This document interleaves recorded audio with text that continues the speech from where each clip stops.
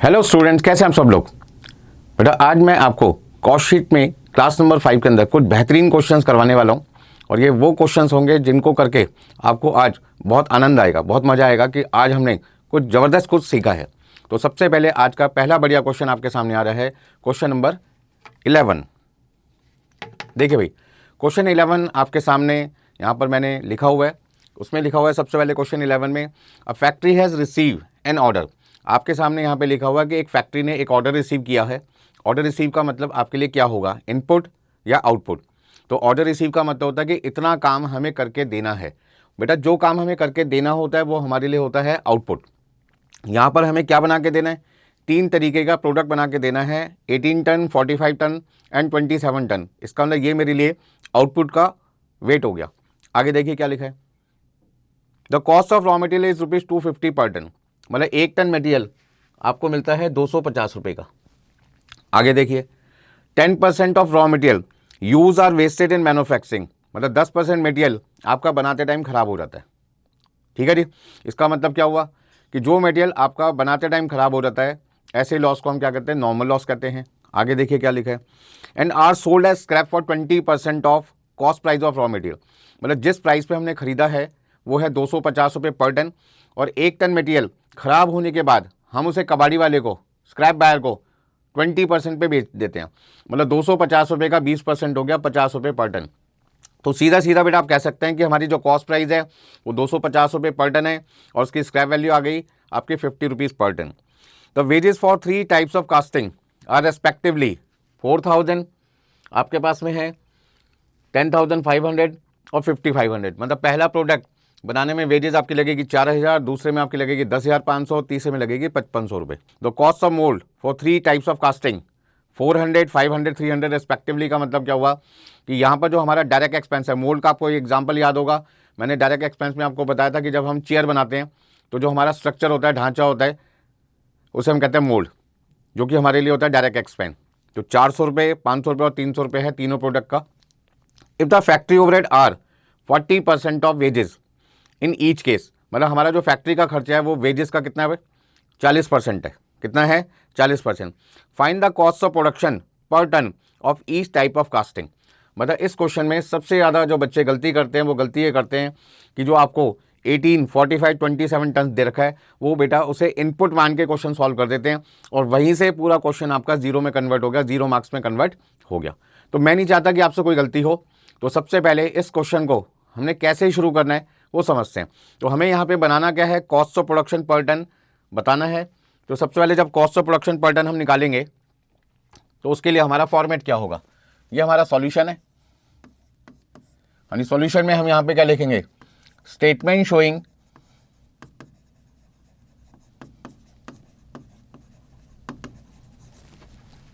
Cost of production per ton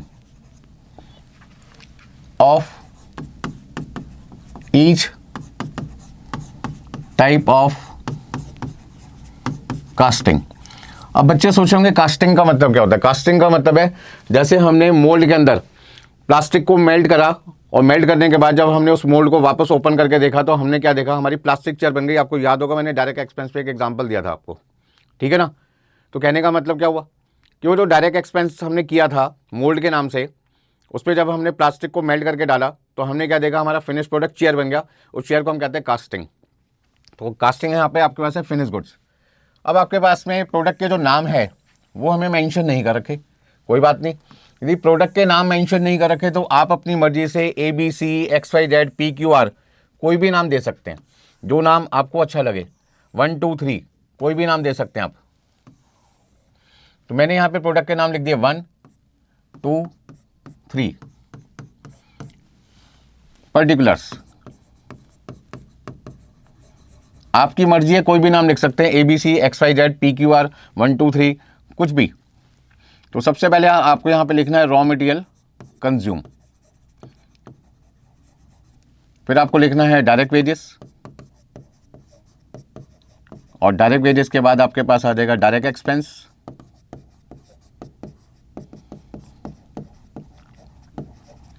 हाँ जी, तीनों का सम आप जानते हैं आपके लिए आ जाएगा prime cost plus factory overhead और कोई खर्चा है नहीं, तो यही आपके पास क्या आ जाएगा, कॉस्ट ऑफ प्रोडक्शन।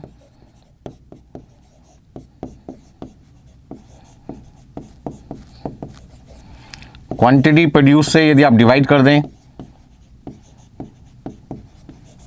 तो आपके पास आ जाएगा cost of production per ton. तो इस तरीके से आपके पास में cost of production per ton आ जाएगा।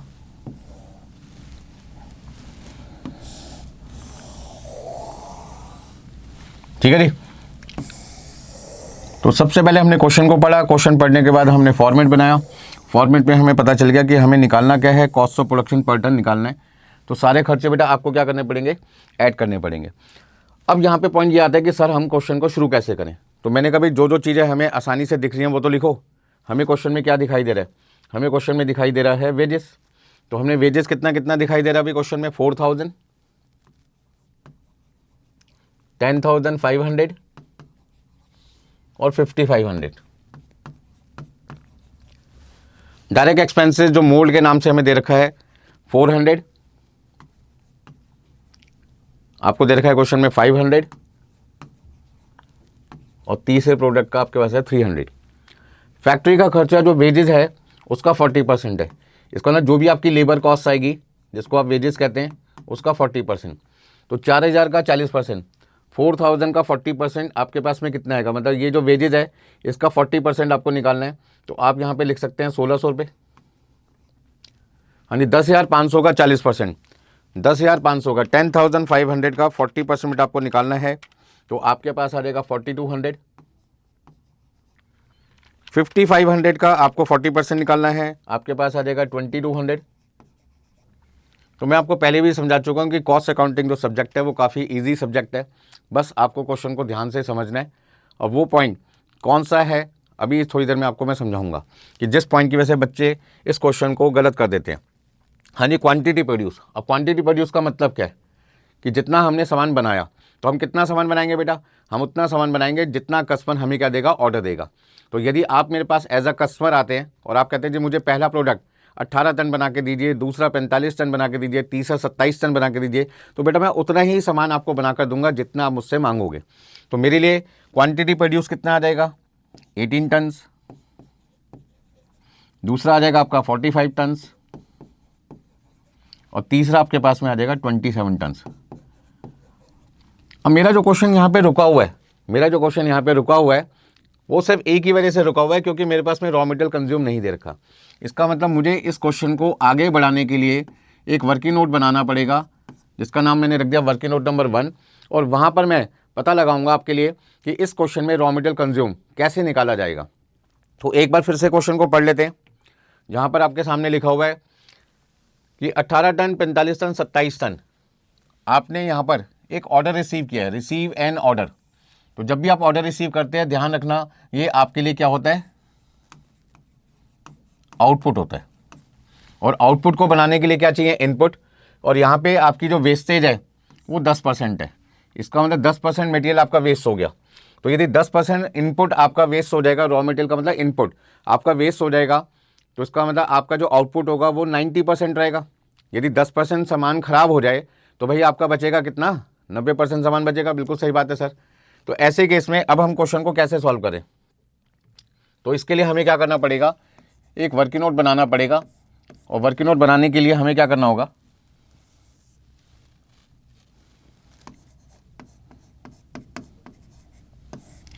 सबसे पहले एक बेसिक पॉइंट समझना पड़ेगा। हाँ जी, इनपुट में से यदि हम वेस्टेज नॉर्मल लॉस माइनस कर रहे हैं, क्योंकि यहाँ पे जो लॉस है हमारे लिए नॉर्मल लॉस है। क्यों, क्योंकि ये मटेरियल आपका कब खराब हुआ है, at the time of production. अब यदि इनपुट में से नॉर्मल लॉस माइनस कर दिया जाए तो आउटपुट आएगा। इनपुट को इनपुट ही लिखते हैं। नॉर्मल लॉस हमारे पास कितना है, 10% of input equal to output. यदि मैं इनपुट को कॉमन ले लूं तो इनपुट को कॉमन लेने पर यहां तो आ जाएगा 1 माइनस 10%। बहुत डिटेल में आपको सारी चीज़ें मैं समझा रहा हूं, ठीक है ना। तो यहां पे मेरे पास जो इनपुट आएगा वो कितना आएगा, इनपुट इक्वल टू मैं लिख सकता हूं आउटपुट डिवाइडेड बाई 1 माइनस 10%। अब बच्चे लोग जानते हैं कि 1 का मतलब क्या होता है, 100%।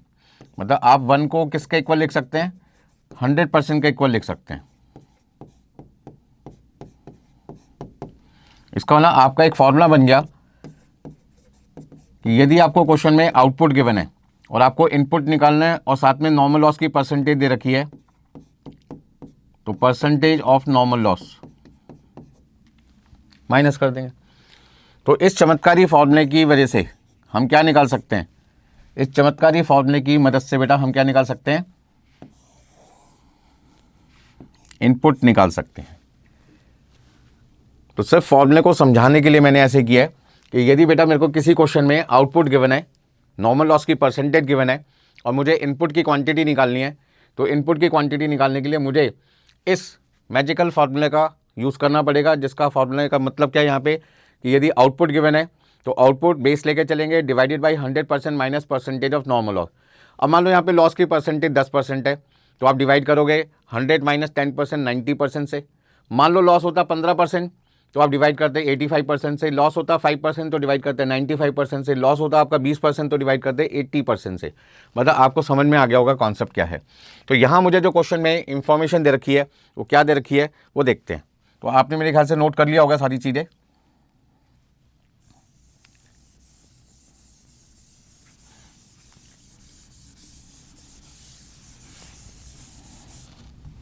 देखिए भाई, अब यहाँ पे मेरे पास में 1 2 3 तीन तरीके के क्या दे रखे हैं, प्रोडक्ट के नाम दे रखे हैं। तो सबसे पहले मुझे यहाँ पे क्या करना पड़ेगा, यहाँ पे लिखना पड़ेगा आउटपुट, जो मेरे पास में कितना है 18 टन। फिर दूसरा मेरे पास में है 45 टन्स और तीसरा मेरे पास है बेटा 27 टन्स। ठीक है जी। चलिए, अब लॉस की परसेंटेज 10% है सभी केस में। तो यदि मुझे इनपुट निकालना है तो मुझे यहाँ पे क्या करना होगा, आउटपुट को डिवाइड करना पड़ेगा 100% माइनस लॉस परसेंट। अब यदि लॉस की परसेंटेज 10% है तो 100 में से मैंने 10% माइनस कर दिया तो मेरे पास आ जाएगा 90%। तो उसका मतलब यदि मुझे इनपुट निकालना है तो मेरे पास कितना आ जाएगा 20 टन्स। ठीक है जी। सेकंड केस में यदि मुझे इनपुट निकालना है तो मेरे पास आ जाएगा 50 टन्स।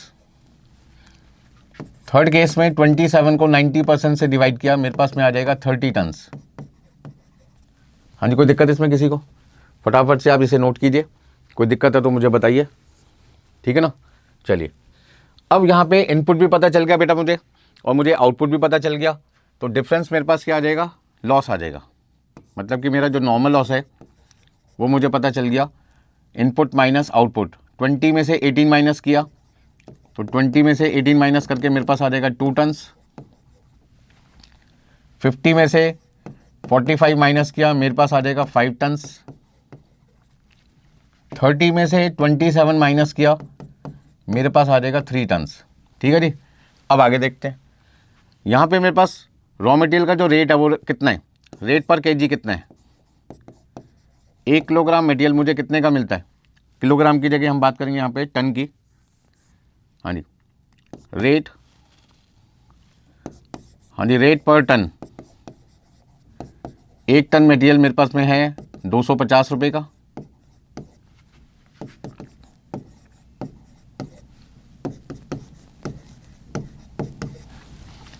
हाँ जी, स्क्रैप वैल्यू का रेट क्या है, स्क्रैप वैल्यू पर टन। तो 1 टन जो स्क्रैप वैल्यू है वो 250 का 20%, 250 का 20% कितना आएगा, 250 का 20% आपके पास आ जाएगा 50 रुपये, 50 रुपीज़।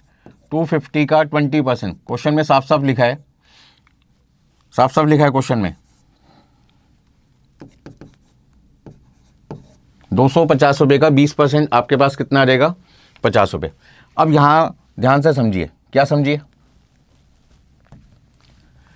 कि सर 1 टन मटेरियल यदि मैं 250 रुपये का खरीदूंगा तो मैंने 20 टन मटेरियल कितने रुपए का खरीदा होगा। तो इसका मतलब परचेज प्राइस कितनी आ जाएगी, रॉ मटेरियल खरीदने की प्राइस कितनी होगी। 20 टन मटेरियल 250 रुपये के हिसाब से यदि आप खरीदोगे तो आपको यहाँ पर कितने रुपए पे करने पड़ेंगे सप्लायर को, 5,000 रुपये।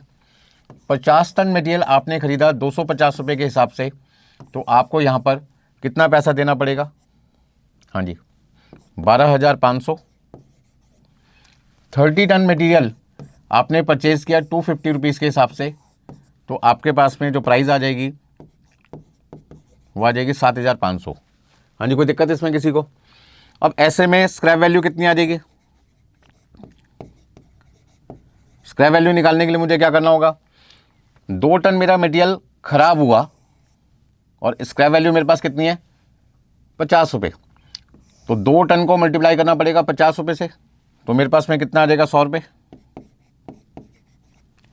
हाँ जी, 5 टन मटेरियल मेरा खराब हुआ 50 रुपये के हिसाब से, जब मैंने उसको बेचा तो मुझे पैसे कितने मिल गए 250 रुपये, ठीक है ना।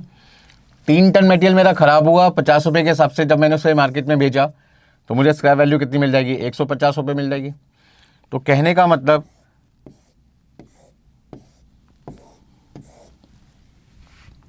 यदि मुझे रॉ मटेरियल कंज्यूम निकालना है तो आपको याद होगा फॉर्मूला मैंने क्या लिखवाया था, purchase price of raw material minus scrap value of normal loss. तो नॉर्मल लॉस की स्क्रैप वैल्यू है मेरे पास में 100 रुपये, तो पहले केस में मुझे जो मटेरियल है वो कितने रुपए का यूज़ करना पड़ेगा 4,900 रुपये का। दूसरे केस में मेरे पास में मटेरियल की जो वैल्यू आ जाएगी वो आएगी 12,250, और लास्ट केस में मैं लिखूँगा 7,350। एक बार कैलकुलेटर पे कैलकुलेशन भी चेक कर लीजिएगा, कोई गलती ना हो जाए। यदि कोई गलती होती है तो हम यहीं पे इसको ठीक कर देंगे। तो चेक कर लेते हैं, 20 टन मल्टीप्लाई बाई 250 और इसमें से हमने माइनस किया 100 रुपये, हमारे पास आएगा 4,900। 50 टन मटेरियल हमने 250 के हिसाब से ख़रीदा 12,500, और उसमें से हमने माइनस कर दिया 5 टन का 50 रुपये के हिसाब से 250 रुपये, 12,250। 30 टन मटेरियल हमने ख़रीदा 250 के हिसाब से 7,500 का, और उसमें से हमने 150 रुपीज़ माइनस कर दिया, हमारे पास आ जाएगा 7,350। तो ये जो वर्किंग नोट है, इस वर्किंग नोट से हमें क्या पता चल रहा है, रॉ मटेरियल कंज्यूम। तो आप यहाँ पे नामकरण कर दीजिए computation of raw material consume. हाँ जी, हम यहाँ पे क्या निकाल रहे हैं, रॉ मटेरियल कंज्यूम निकाल रहे हैं। कोई दिक्कत है किसी को तो आप बताइए मुझे फटाफट से, ठीक है भाई। तो क्वेश्चन बहुत सिंपल है। इस क्वेश्चन का जो मेन पॉइंट था वो ये था कि आपको आउटपुट गिवन था, और आउटपुट से क्या निकालना है, आपको इनपुट निकालना है, और इनपुट निकालने के लिए आपको इस फॉर्मूले की मदद लेनी पड़ेगी, ठीक है जी।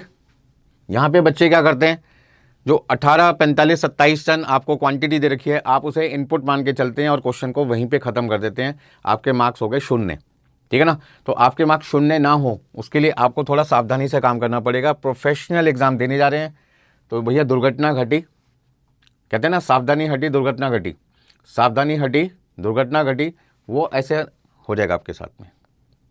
चलिए, हाँ, यहाँ तक कोई दिक्कत इसमें किसी को।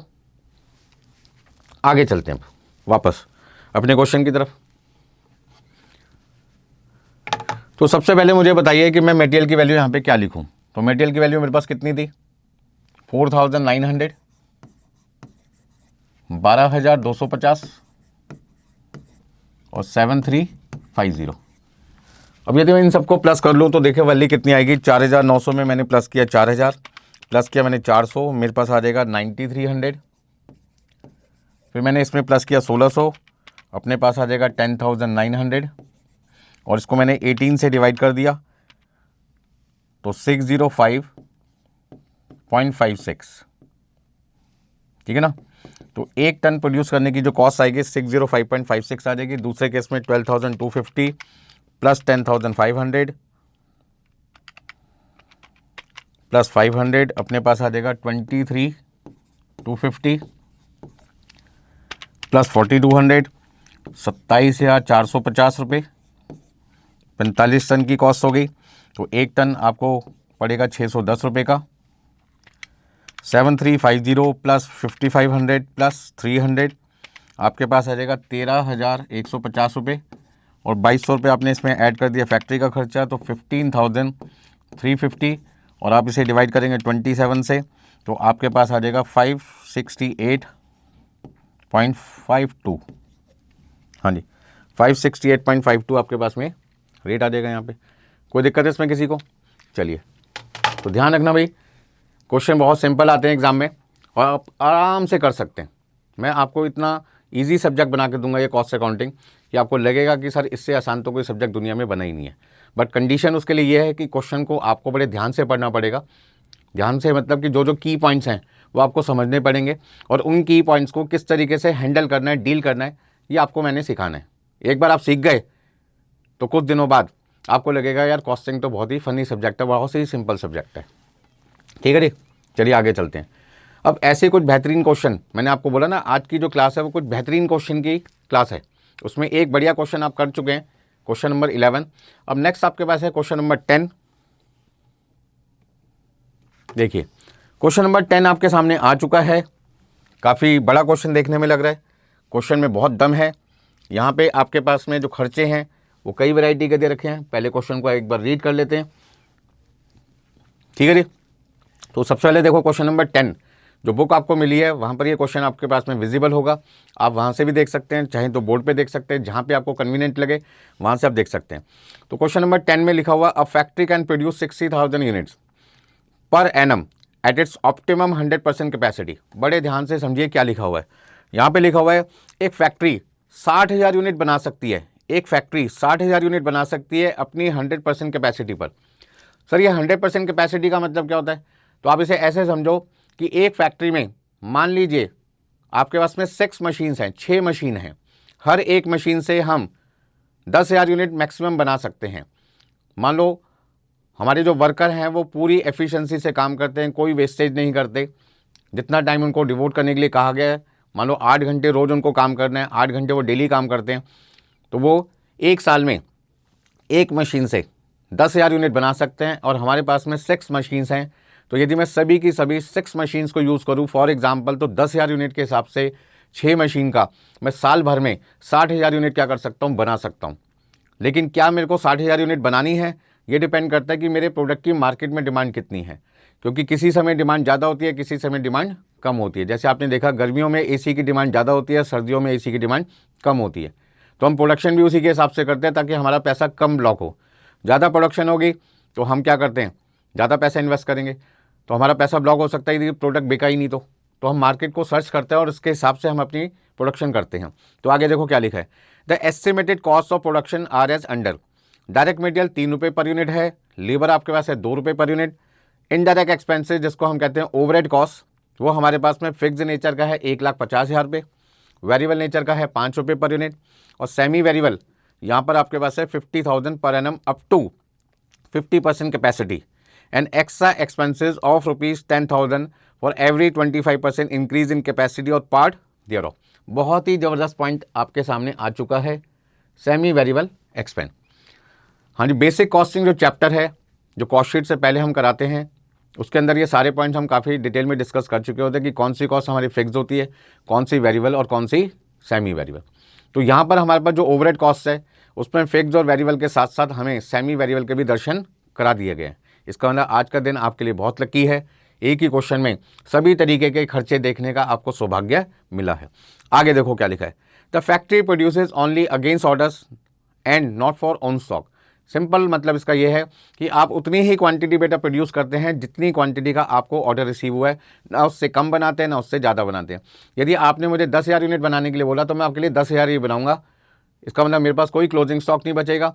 जब कोई क्लोजिंग स्टॉक नहीं होगा तो मेरे लिए कोई ओपनिंग स्टॉक भी नहीं होगा। तो सिंपल सी बात है, इस लाइन का मतलब है there is no opening stock and closing stock of finish goods. आगे देखिए क्या लिखा है, if the production program of factory is as indicated below and the management desire to ensure a profit of ₹1 lakh for the year. मतलब यहाँ पर हमने इस तरीके से फैक्ट्री के अंदर प्रोडक्शन प्लान बनाया है कि हमारा जो प्रॉफिट है वो पूरे साल में हमें कितना मिलना चाहिए, 1 लाख रुपए मिलना चाहिए। इसका मतलब 1 साल का प्रॉफिट हम कितना कमाना चाहते हैं, हमारा डिज़ायर प्रॉफिट हो गया। डिज़ायर का मतलब जो हम चाहते हैं वो है 1 लाख रुपये। Workout the average selling price at which each unit should be coated. अब ये एवरेज सेलिंग प्राइस का मतलब क्या है वो हमें समझना पड़ेगा। आगे देखिए क्या लिखा है, इन 2016 the factory worked eight 50% capacity. मतलब 2016 में हमने क्या देखा, हमारी जो फैक्ट्री है at 50% capacity for first 3 months. मतलब 2016 में हमारी जो फैक्ट्री के अंदर वर्कर्स हैं वो कितने % एफिशिएंसी पे काम करेंगे? 50% एफिशिएंसी पे काम करेंगे 3 महीने के लिए। But it was expected that it would work at 80% capacity for remaining 9 months. लेकिन अगले 9 महीने हमारी फैक्ट्री के अंदर जो कैपेसिटी यूज़ होगी वो 80% होगी। इसका मतलब हमारे यहाँ जो प्रोडक्शन है वो वेरी कर रहा है। 3 महीने हम 50% कैपेसिटी पे काम करेंगे और 9 महीने हम 80% कैपेसिटी पे काम करेंगे। तो इसका मतलब हमारी जो प्रोडक्शन है 3 महीने की अलग कैलकुलेट होगी, 9 महीने की कैलकुलेट अलग होगी, दोनों को जोड़ेंगे तो ईयरली प्रोडक्शन पता चल जाएगी। अब यहाँ पे एक वर्ड लिखा गया था कि एवरेज सेलिंग प्राइस बताइए। एवरेज इसलिए पूछा गया था क्योंकि 3 महीने के खर्चे अलग होंगे, 9 महीने के खर्चे अलग होंगे, हमें सबको जोड़ना पड़ेगा और जोड़ने के बाद में जो हमारी टोटल सेल वैल्यू आएगी उसे हमें 12 महीने की क्वांटिटी सोल्ड से क्या करना होगा? डिवाइड करना होगा। तो आगे देखिए कैसे इस क्वेश्चन को शुरू करते हैं। Ignore selling, distribution and administrative overhead. इसका मतलब यहाँ पे ना तो आपके पास में सेलिंग ओवरहेड है, ना डिस्ट्रीब्यूशन ओवरहेड है, ना ही आपके पास में एडमिनिस्ट्रेटिव है। तो जो ऊपर क्वेश्चन में आपको इनडायरेक्ट एक्सपेंसेस लिखा हुआ दिखाई दे रहा है, ये जो इनडायरेक्ट एक्सपेंसेस लिखा हुआ दिखाई दे रहा है, इसका मतलब ये सारे के सारे खर्चे आपके लिए कौन से बन गए? फैक्ट्री ओवरहेड बन गए। आप इन खर्चों को क्या नाम दोगे? फैक्ट्री। लास्ट क्लास में भी मैंने आपको बताया था कि यदि आपको बेटा इनडायरेक्ट कॉस्ट के बारे में कोई जानकारी ना दे रखी हो तो आपको वो इनडायरेक्ट कॉस्ट को बाय डिफॉल्ट क्या मान के चलना है? फैक्ट्री ओवरहेड मान के चलना है और बाकी सारे ओवरहेड को जीरो मान के चलना है। ठीक है जी, क्योंकि हमारे लिए मैन्युफैक्चरिंग बिजनेस में फैक्ट्री के बिना प्रोडक्शन संभव नहीं है। बाकी सारे खर्चे करें ना करें वो अलग बात है, लेकिन बिना फैक्ट्री के प्रोडक्शन होना संभव नहीं है। चलिए आगे क्वेश्चन को कैसे सॉल्व करना है। तो मुझे एक चीज़ तो समझ में आ गई कि हमारी फैक्ट्री के अंदर प्रोडक्शन 2 बार होता है, 3 महीने 50% कैपेसिटी पे और 9 महीने 80% कैपेसिटी। तो सबसे पहला जो हमारा वर्किंग नोट बनेगा, वर्किंग नोट नंबर 1, हाँ जी, वर्किंग नोट नंबर 1 के अंदर हमें क्या करना है? कंप्यूटेशन ऑफ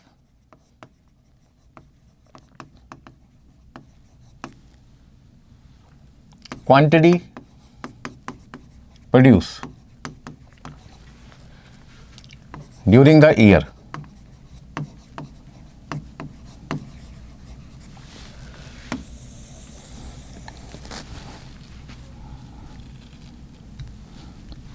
देखिए भाई, सबसे पहले हम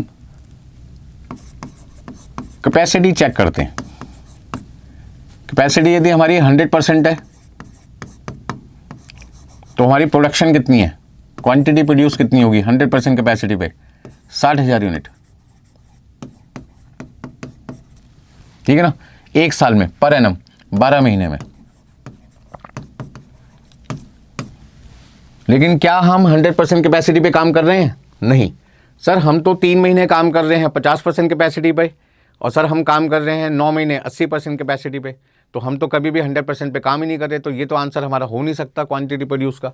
तो हमें क्या करना पड़ेगा? पहले 50% कैपेसिटी चेक करनी पड़ेगी और 80% कैपेसिटी चेक करनी होगी।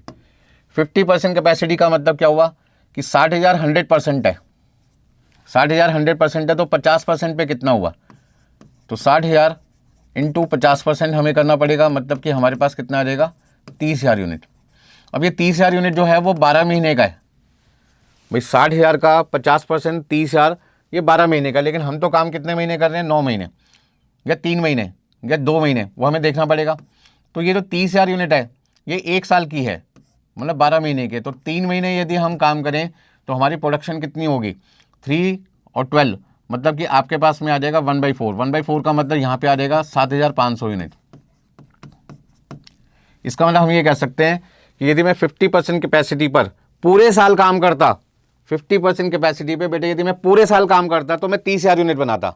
लेकिन मैंने तो काम ही 3 महीने की है। तो इसका मतलब 30,000 12 महीने की प्रोडक्शन है, 3 महीने की कितनी आएगी? 7,500। 80% कैपेसिटी पे यदि हम काम करते तो 60,000 का 60,000 का 80% आपके पास कितना आता? 48,000। लेकिन 48,000 तब आता जब आप पूरे साल 80% पे काम करते। लेकिन आपने तो काम ही सिर्फ कितने महीने किया है? 80% पे 9 महीने। तो ऐसे केस में आपके पास कितना आ जाएगा? 36,000। इट मीन्स 9 महीने 36,000 यूनिट बनाएंगे, 3 महीने 7,500 बनाएंगे, तो आपकी जो ईयरली प्रोडक्शन आ जाएगी, ईयरली प्रोडक्शन जिसको आप कह सकते हैं क्वांटिटी प्रोड्यूस 12 महीने की, वो आपके पास आ जाएगी 43,500 यूनिट्स। हाँ जी, 43,500 यूनिट आप एक साल में बनाएंगे। 3 महीने काम करेंगे 50% कैपेसिटी पे और 9 महीने काम करेंगे 80% कैपेसिटी पे, तो 7,500 यूनिट बनेगी 3 महीनों में, 36,000 यूनिट बनेगी आपकी 9 महीने में, 12 महीने में आपकी टोटल प्रोडक्शन होगी 43,500। हाँ जी, कोई दिक्कत इसमें किसी को? तो आगे चलेंगे, कोई दिक्कत नहीं है तो बोलो भाई।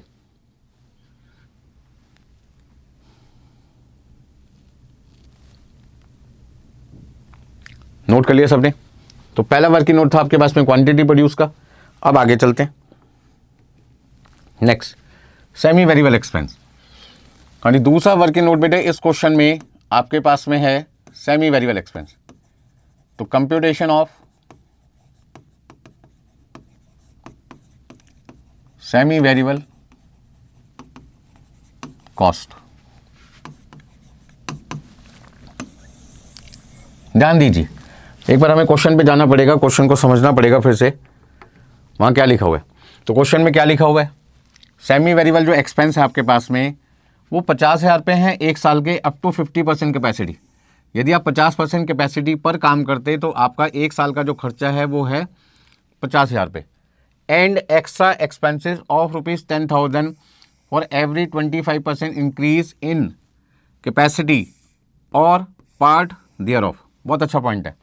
ये कहते हैं कि यदि आप 50% कैपेसिटी तक ही काम करते, 50% क्षमता तक ही काम करोगे, अप टू का मतलब क्या है, 1% से लेके 50% तक यदि आप काम करते हैं तो एक साल का सेमी वेरिएबल एक्सपेंस आएगा 50,000। लेकिन यदि आपने थोड़ी सी भी कैपेसिटी बढ़ा दी, 1%, 2%, 3%, 4% और कैपेसिटी बढ़ा दी, मतलब 50 की जगह 51, 52, 55, 56, 58, 60 ऐसे हो जाए, तो आपका खर्चा जो 50,000 रुपये आ रहा था वो 10,000 रुपये से इंक्रीज हो जाएगा, मतलब कि 60,000 रुपये हो जाएगा एक साल का। तो सर क्या मतलब हुआ इसका? इसका मतलब ये हुआ कि हमें यहां पर सबसे पहले अप टू 50% हमारी जो कैपेसिटी है, क्षमता है, उसे हमें डिफाइन करना पड़ेगा। पार्ट देयर ऑफ का मतलब थोड़ा सा भी इंक्रीज हो जाए, मतलब 51%, 25% तक यदि आपकी कैपेसिटी बढ़ जाए तो 50 में 25% जोड़ दो तो आपका आ जाएगा 75। फिर आपका पार्ट देयर ऑफ का मतलब थोड़ा सा भी बढ़ा दो और अगले 25% मतलब 100% तक। तो यहाँ पे एक तरीके से 3 स्लैब बन गए, 3 आपके स्लैब बन गए कि आप यदि 50% कैपेसिटी तक काम करते हैं तो सेमी वेरिएबल एक्सपेंसेस आपका 12 महीने का, एक साल का जो आएगा वो आएगा 50,000 रुपीज़। यहाँ पे 10,000 रुपये इंक्रीज हो जाएगा तो 50 + 10 60,000 हो जाएगा। फिर आपका 10,000 रुपये इंक्रीज हो जाएगा तो आपके पास आ जाएगा 70,000। इसका मतलब आपको यहाँ पे स्लैब बना के दे दिया कि 50% कैपेसिटी तक यदि आप काम करते हैं तो सेमी वेरिएबल एक्सपेंसेस आपके पूरे एक साल के आएंगे 50,000 रुपये। यदि आप 51% से लेके 75% कैपेसिटी के बीच में काम करते हैं तो आपका एक साल का खर्चा 10,000 रुपये इंक्रीज होकर हो जाएगा 60,000 रुपये। यदि आप 76% से लेके 100% के बीच में काम करते हैं तो फिर से आपका 10,000 रुपये का सेमी वेरिएबल एक्सपेंस इंक्रीज हो जाएगा और आपका खर्चा 60,000 से कितना हो जाएगा, 70,000 रुपये। हाँ जी, है ना जबरदस्त पॉइंट। चलिए आगे देखते हैं। अब यहाँ हम बात कर रहे हैं हमने जो कैपेसिटी यूज़ किया वो कैसे यूज़ किया। कैपेसिटी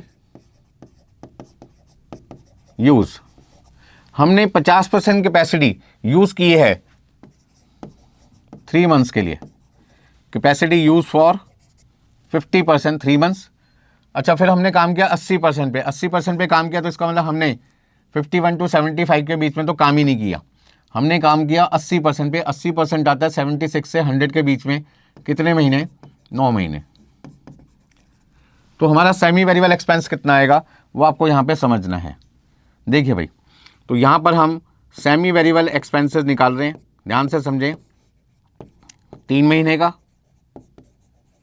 और एक हमें निकालना है 9 महीने का, 9 मंथ्स का। देखिए भाई, 3 महीने का सेमी वेरिएबल एक्सपेंस कैसे निकलेगा, 9 महीने का सेमी वेरिएबल एक्सपेंस कैसे निकलेगा, उसके लिए आपको समझना पड़ेगा कि ये जो 50,000 रुपये का खर्चा आपको दे रखा है, ये जो 50,000 रुपये का खर्चा दे रखा है वो 50% कैपेसिटी तक का खर्चा है। इसका मतलब ये जो 50,000 रुपये का खर्चा है ये आपको 50% कैपेसिटी का ही दे रखा है। क्या मुझे इंटू 50% करना है या नहीं करना? सबसे पहले मुझे ये बताइए, क्या मुझे यहाँ पे इंटू 50% करना है या नहीं करना?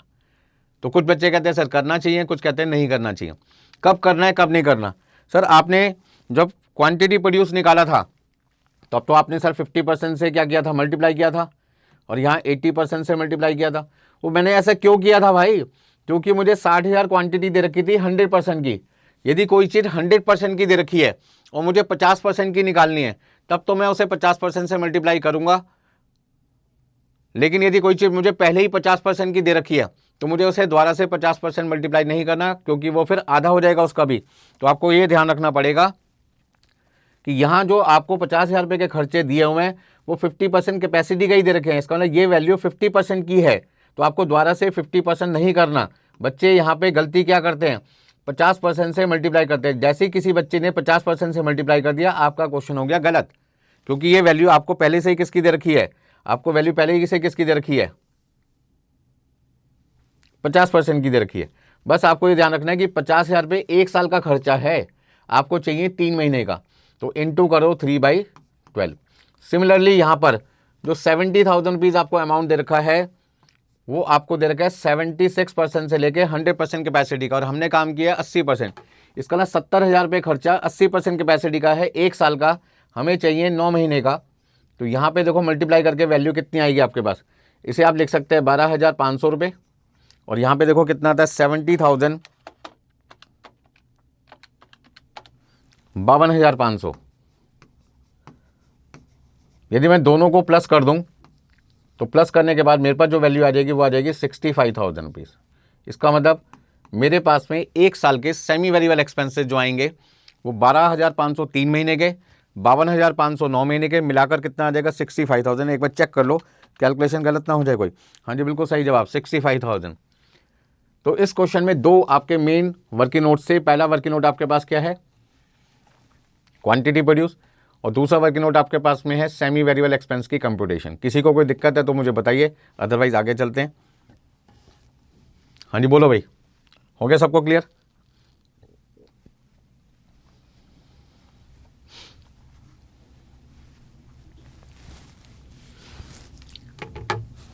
हाँ जी बताइए, कोई दिक्कत इसमें किसी को?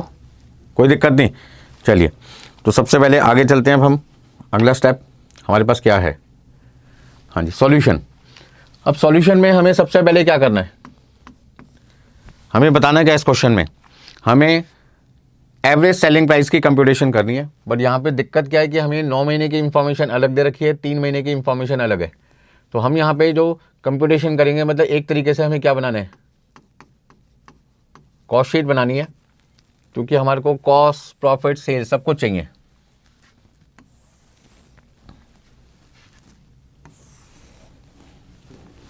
देखिए भाई फटाफट फटाफट,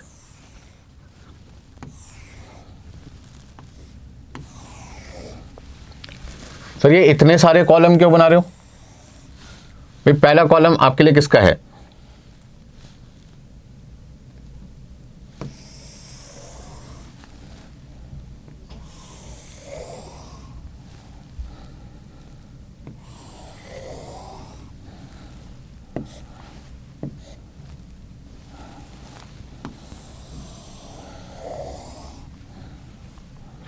देखिए भाई सबसे पहले इंफॉर्मेशन आपके पास है 3 मंथ्स की, फिर इंफॉर्मेशन आपके पास है 9 मंथ्स की, फिर इंफॉर्मेशन आपके पास है 12 महीने की।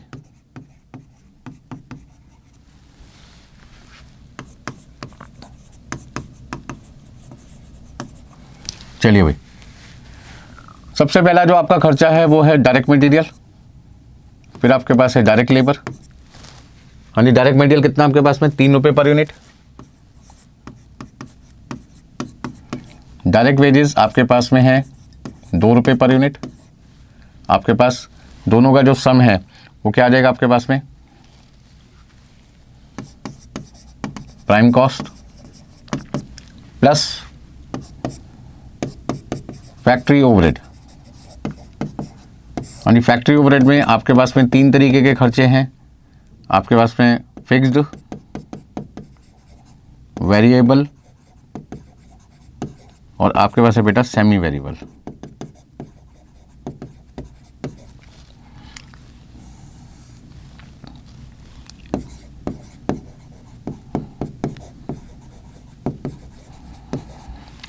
हाँ जी, आपके पास आ जाएगी टोटल कॉस्ट, क्योंकि बाकी कोई खर्चा क्वेश्चन में दे नहीं रखा आपको। हाँ जी, प्लस कर देंगे प्रॉफिट, तो आपके पास क्या आ जाएगा, सेल्स वैल्यू, क्वांटिटी सोल्ड से आप डिवाइड कर देंगे, तो आपके पास आ जाएगा सेलिंग प्राइस पर यूनिट। ठीक है ना। तो हमें क्वेश्चन में चाहिए average selling price. Average selling price का मतलब बेटा हमारे लिए क्या है, एवरेज सेलिंग प्राइस का मतलब है कि 12 महीने का हमें कंप्यूटेशन चाहिए। ध्यान से समझिए। तो सबसे पहले हमने क्या देखा, 3 महीने में हम कितनी यूनिट बनाते हैं, 3 महीने में हम बनाते हैं 7,500 यूनिट। तो 7,500 यूनिट हमारा बेस हो गया 3 महीने का, और यहाँ पे हमने कितनी यूनिट बनाई थी, 36,000 9 महीने में। आप चाहो तो 3 महीने 9 महीने को अलग अलग मत करो, इकट्ठा भी बना सकते हैं, मतलब 3 महीने और 9 महीने की कैलकुलेशन अलग अलग करके इकट्ठा भी कर सकते हैं। बोलो क्या चाहते हो, अलग अलग या इकट्ठा? अलग अलग कर दो सर। तो 7,500 को 3 से मल्टीप्लाई करो। 7,500 को हमने क्या किया, 3 से मल्टीप्लाई किया, हमारे पास आ जाएगा 22,500। 2 से मल्टीप्लाई किया, हमारे पास आ जाएगा 15,000। हमने दोनों को प्लस कर दिया, हमारे पास में प्राइम कॉस्ट आ जाएगी 37,500। ठीक है जी। फिक्स कॉस्ट हमारे को दे रखी है क्वेश्चन में 1,50,000 रुपये 12 महीने की। अब 1,50,000 रुपये हमारे पास में 12 महीने की फिक्स कॉस्ट है। तो फिक्स कॉस्ट जो होती है वो टाइम कॉस्ट होती है, टाइम के हिसाब से चलती है। इसका ना 3 महीने की फिक्स कॉस्ट यहाँ पे लिखेंगे, 9 महीने की फिक्स कॉस्ट यहाँ लिखेंगे, और टोटल लिखेंगे 1,50,000 रुपये यहाँ पे। अब 1,50,000 रुपये 12 महीने की फिक्स कॉस्ट है, 1,50,000 रुपये 12 महीने की फिक्स कॉस्ट है, तो 1 महीने की फिक्स कॉस्ट होगी 12,500। 1,50,000 को 12 से डिवाइड किया, 1 महीने की बेटा फिक्स कॉस्ट आएगी 12,500। 3 महीने की फिक्स कॉस्ट निकालनी है तो 3 से मल्टीप्लाई किया, आपके पास में आ जाएगा 37,500, और यहाँ पर 1,12,500। आगे देखिए, वेरिएबल कॉस्ट आपके पास में जो पर यूनिट है वो हमें क्वेश्चन में दे रखी है 5 रुपीज़। तो 5 रुपये से मल्टीप्लाई किया 7,500 को, तो हमारे पास कितना आ जाएगा, 37,500। हाँ जी, 36,000 को मल्टीप्लाई किया हमने 5 से, तो हमारे पास कितना आएगा, 1,80,000। ठीक है जी। तो आपके पास में टोटल कितना आ जाएगा, यहाँ पे क्वांटिटी कितनी है पूरे साल की, 43,500। हाँ जी, 43,500 को 5 से मल्टीप्लाई कर दिया, तो आपके पास आ जाएगा 2,17,500। अच्छा, यहाँ पे भी वैल्यू लिख लो, 36,000 यूनिट 3 रुपये के हिसाब से मटेरियल आ जाएगा 1,08,000, लेबर आ जाएगी 72,000, दोनों का सम कर देते हैं 1,80,000। सेमी वेरिएबल एक्सपेंस अभी अपने वर्किंग नोट से लिखो 12,500। 12,500 हमारे पास है 3 महीने का, और 52,500 हमारे पास किसका है, 9 महीने का। हाँ जी, 12,500 और 52,500, 65,000। अच्छा, इधर कितना आता है, इधर हमारे पास कितना आता है, 43,500 का 3 रुपये के हिसाब से मटेरियल आ गया 1,30,500। हाँ जी, 43,500 का 2 रुपये के हिसाब से लेबर आ जाएगा 87,000। दोनों को प्लस कर दो, तो हमारे पास में 2,17,500 प्राइम कॉस्ट आ जाएगी 12 महीने की 43,500 यूनिट्स की। अब सारी कॉस्ट चेक कर लो कितनी कितनी है। हाँ जी, 37,500 प्लस 37,500 प्लस 37,500 प्लस 12,500।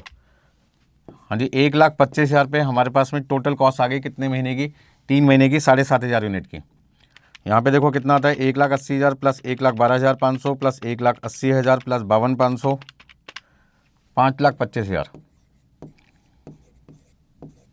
हाँ जी, सबको प्लस कर दिया तो हमारे पास में 6,50,000 टोटल कॉस्ट आ गई 12 महीने की। हाँ जी, प्रॉफिट हम कितना चाहते हैं, 1,00,000 रुपये चाहते हैं पूरे साल में।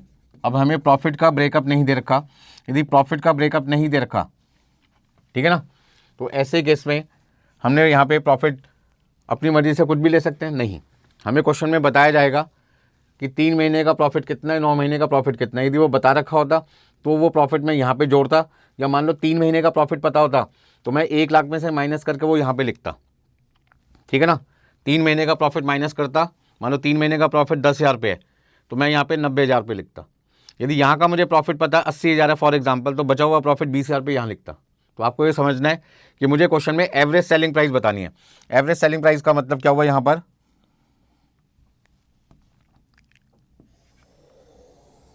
मुझे ये आंसर क्वेश्चन में देना है। तो एवरेज सेलिंग प्राइस पता लगाने के लिए थोड़ी सी मेहनत अभी करनी पड़ेगी। अभी मैं बाकी पोर्शन को छोड़ दूंगा, मुझे इसकी कोई ज़रूरत नहीं है। तो यहाँ पर अब आपके पास में 7,50,000 रुपये टोटल सेल वैल्यू आ गई 43,500 यूनिट्स की। तो 7.5 लाख रुपए को हमने डिवाइड कर दिया 43,500 से। एक यूनिट की सेलिंग प्राइस आपके पास आ जाएगी 17.24 एवरेज। मतलब यदि हम हर एक यूनिट को, चाहे वो 3 महीने में बने या 9 महीने में बने, कभी भी बने, हमें इससे कोई मतलब नहीं है। हम एक यूनिट यदि 17.24 में बेचें, 17 रुपये 24 पैसे में बेचें, तो हमारी जो सेल वैल्यू आएगी वो 7.5 लाख रुपये आएगी और 6.5 लाख रुपये की कॉस्ट होगी। 1 लाख रुपये हम क्या कमाएंगे, प्रॉफिट। तो सर यहाँ पे कुछ नहीं लिखेंगे, यहाँ हम कुछ भी नहीं लिखेंगे, क्योंकि हमें क्वेश्चन में प्रॉफिट का ब्रेकअप जो 1 लाख रुपये है वो नहीं दे रखा। मतलब 1 लाख का ब्रेकअप नहीं दे रखा है, इसलिए हमें इन कॉलम की कोई रिक्वायरमेंट नहीं है। तो मैंने इसलिए कहा था कि आपकी मर्जी है बनाओ, आपकी मर्जी है ना बनाओ। आप चाहे तो दोनों को जोड़ के खाली एक ही कॉलम बना सकते थे। ठीक है भाई। तो इस तरीके से आज आपने एक बढ़िया क्वेश्चन नंबर जो आपके पास है 10 वो कर लिया। कोई दिक्कत है किसी को तो बताइए मुझे। वर्किंग नोट्स आपको चेक करने हैं तो वर्किंग नोट चेक कर सकते हैं। सबसे पहले हमने क्या किया, हमने 100% कैपेसिटी देखी। तो ध्यान रखना, यदि कोई चीज़ 100% की है और हमें 50% और 80% पे कैलकुलेशन करनी है, तो हमें 50% और 80% से मल्टीप्लाई करना पड़ेगा। लेकिन यदि हमारे पास में कोई चीज़ पहले ही 50% की है, सेमी वेरिएबल के केस में, ध्यान रखना ये 50% का ही है, तो हमें इंटू 50% नहीं करना। ये हमारा 76 से 100 के बीच में है, इसका मतलब क्या हुआ, 80% यहीं पे है, 80% यहीं पे है। तो 80% की वैल्यू 70,000 है, इंटू 80% नहीं करना। बार बार समझा रहा हूँ, गलती मत कर देना भाई, बहुत इंपॉर्टेंट क्वेश्चन है एग्जाम के लिए। हो सकता है यही क्वेश्चन इस बार एग्जाम में आ जाए, दिसंबर 25 में या जून 26 में किसी भी अटेम्प्ट में ऐसे क्वेश्चन आने की संभावना है। क्योंकि अब सिंपल क्वेश्चन कई बार आ चुके हैं। इंस्टीट्यूट भी सोचोगे यार बहुत बार सिंपल क्वेश्चन दे दिया, अब कुछ क्वेश्चन का तो लेवल बढ़ाया जाए। प्रोफेशनल एग्जाम करने जा रहे हो, इतने सिंपल क्वेश्चन देके क्या फ़ायदा। चलिए आगे, ठीक है ना। अब अगला क्वेश्चन देखो। हाँ जी, जो कमी क्वेश्चन नंबर 10 में रह गई थी, उस कमी को हम दूर करेंगे क्वेश्चन नंबर 13 से। देखिए भाई, क्वेश्चन नंबर 13 अब आपके सामने आ चुका है। ये वो क्वेश्चन है जो क्वेश्चन नंबर 10 प्लस कुछ एक्स्ट्रा पॉइंट से बना है। मतलब जितना आपने क्वेश्चन नंबर 10 में किया है वो तो करना ही करना बेटा आपको, बट उसके अलावा कुछ एक्स्ट्रा पॉइंट भी इस क्वेश्चन में डाल दिए गए हैं। ठीक है ना। अब क्वेश्चन नंबर 13 हम पढ़ने जा रहे हैं, बड़े ध्यान से आपको पढ़ना है। मजा आ रहा है नहीं आ रहा? हाँ जी, किसी भी तरीके की कोई दिक्कत है तो भैया आप मुझसे कांटेक्ट कीजिए। हमारा जो डाउट सेशन का टाइम होता है वो 4 to 6 का टाइम होता है, मंडे टू सैटरडे। संडे हम ऑफ रखते हैं, इसलिए प्लीज़ मंडे टू आपको सैटरडे 4 से 6 के बीच में जो भी आपके कॉस्ट अकाउंटिंग के डाउट्स आते हैं, आप बेहिचक हमारे जो व्हाट्सअप नंबर पे हैं वहाँ पे कॉल कर सकते हैं, वॉइस मैसेज भी कर सकते हैं, ठीक है, नॉर्मल कॉल भी कर सकते हैं, ताकि आप समय पे अपने डाउट्स को कर सकें पूरे। ठीक है ना। तो देखिए क्वेश्चन नंबर 13 की शुरुआत करते हैं आपके लिए। बहुत ही बढ़िया क्वेश्चन मैं आपके लिए लेके आया हूँ। A factory's normal capacity is 1,20,000 units per annum. आपकी जो फैक्ट्री है उसकी जो कैपेसिटी है वो 1,20,000 यूनिट है। अब क्वेश्चन में ये नहीं बता रखा कि ये कैपेसिटी कितने परसेंट पे है, तो बाय डिफ़ॉल्ट माना जाएगा 100% कैपेसिटी पे। चलिए आगे देखिए। The estimated cost of production are as under. अब यहाँ पर डायरेक्ट मटेरियल है 3 रुपये पर यूनिट, पिछले क्वेश्चन में भी 3 रुपये पर यूनिट था, बट यहाँ पे एक नया पॉइंट ऐड हो गया। हाँ जी, क्या नया पॉइंट ऐड हो गया, ध्यान से देखिए। नया पॉइंट क्या आपके पास में, जो नया पॉइंट है वो आपके लिए क्या है सर? नया पॉइंट यहाँ पर आ गया, each unit of raw material yield scrap. मतलब हर एक यूनिट रॉ मटेरियल की जब आप खरीदते हैं और फिनिश गुड बनाने में उसको इस्तेमाल करते हैं, तो कुछ ना कुछ मटेरियल की वेस्टेज होती है, और वो वेस्टेज जब आप मार्केट में सेल करते हैं तो आपको 20 पैसे पर यूनिट वापस मिलती है। इसका मतलब क्या हुआ कि आपने मटेरियल खरीदा 3 रुपये का और आपको 20 पैसे वापस मिल गए। यदि 3 रुपये लगाकर 20 पैसे वापस मिल जाए तो आपका मटेरियल का खर्चा, अब आप 3 रुपये ना मान के कितना मान के चलेंगे, 2 रुपये 80 पैसे। कहने का मतलब ये है, अब आपका एक यूनिट का खर्चा मटेरियल का 3 रुपये नहीं है, 3 रुपये लगाकर 20 पैसे यदि वापस मिल जाए तो आपका मटेरियल का खर्चा उस प्रोडक्ट को बनाने में, जो प्रोडक्ट आप बनाना चाहते हैं, 2 रुपये 80 पैसे माना जाएगा। आगे देखिए। चलो ये पॉइंट तो मेरे को समझ में आ गया सर आसानी से। आगे देखिए, डायरेक्ट लेबर 2 रुपये पर यूनिट है। हाँ जी, डायरेक्ट लेबर आपके पास है 2 रुपये पर यूनिट। अब आपके लिए एक नया पॉइंट है, subject to a minimum of 12,000 per month. मतलब कि सर पिछले क्वेश्चन में तो ऐसा कोई पॉइंट नहीं डाला था आपने, इस क्वेश्चन में आपने मिनिमम की भी कंडीशन डाल दी।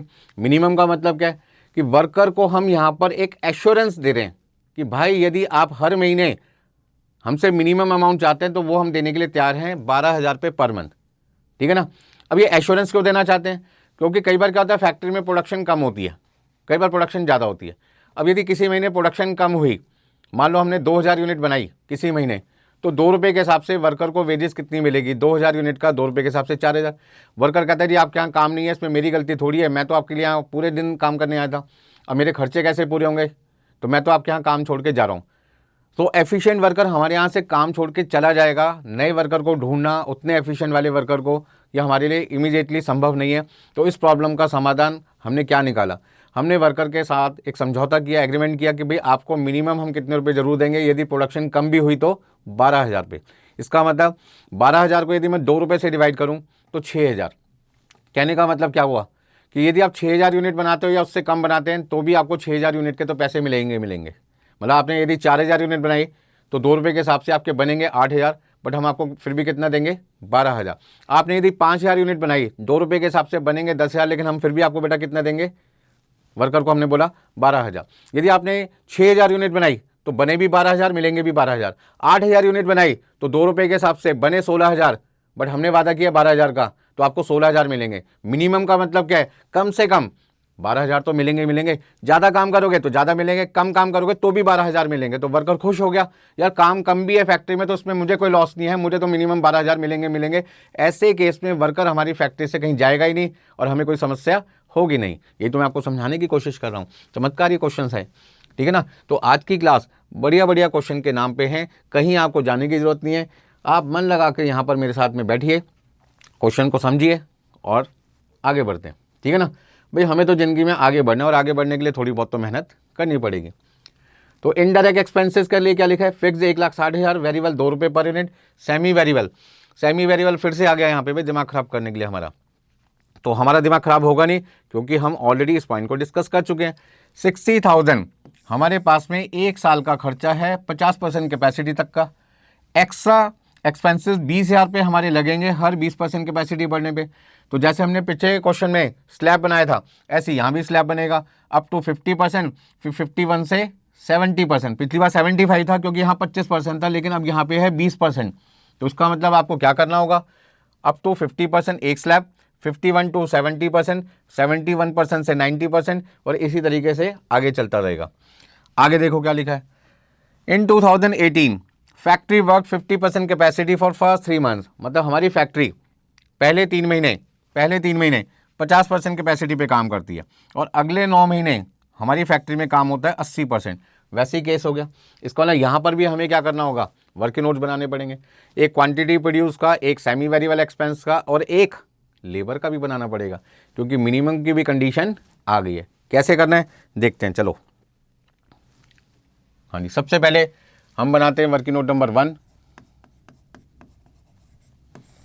ठीक है जी। वर्किंग नोट नंबर 1, इसमें हम क्या निकालना चाहते हैं, क्वांटिटी प्रोड्यूस। अब क्वांटिटी प्रोड्यूस हमें निकालनी है 3 महीने की और 9 महीने की। अच्छा, 100% कैपेसिटी पे हमारी क्वांटिटी प्रोड्यूस कितनी है, 1,20,000 यूनिट। कितने महीने की है ये,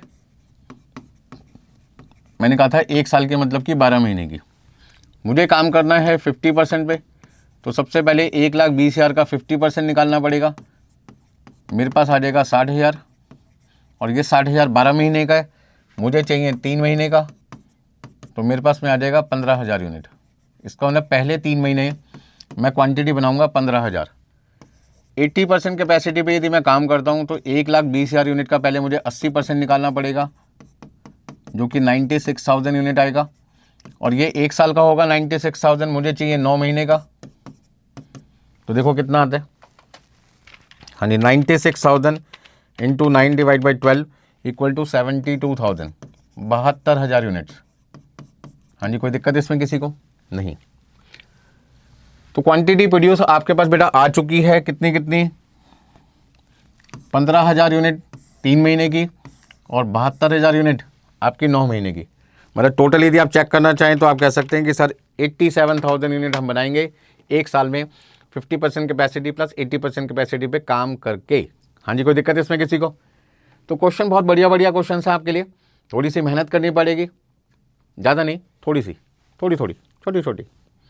हर क्वेश्चन में जो पॉइंट आपको इंपॉर्टेंट लगता है आप एक रजिस्टर बनाइए सेपरेट, और वहाँ पे हर क्वेश्चन का मेन पॉइंट लिखिए, ताकि रिवीजन के टाइम आपको पूरा क्वेश्चन सॉल्व ना करना पड़े। खाली उन चुनिंदा पॉइंट को, जिन पॉइंट में दम है, खाली उनको देख के जाएंगे तो आपको कम मेहनत में, कम समय में ज़्यादा क्वेश्चन के रिवीजन कर पाएंगे और अच्छे नंबर से पास हो जाएंगे। चलिए next point. Sir next point में आप हमें बताइए कि हमारी लेबर कॉस्ट कैसे निकलेगी। Labour cost, computation of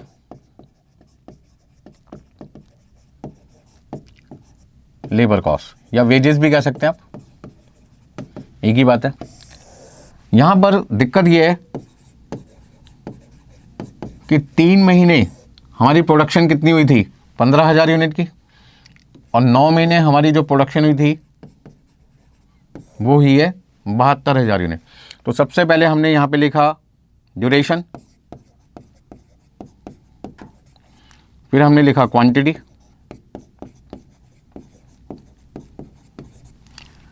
quantity हमने यहां पे बनाई है 15,000 यूनिट,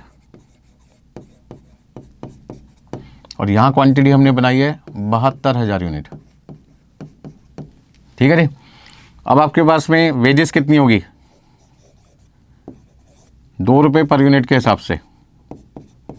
2 रुपये पर यूनिट के हिसाब से हम यहाँ पर वर्कर को 15,000 यूनिट के 30,000 रुपये देना चाहते हैं, और 72,000 यूनिट के हमें 1,44,000 रुपये देने हैं।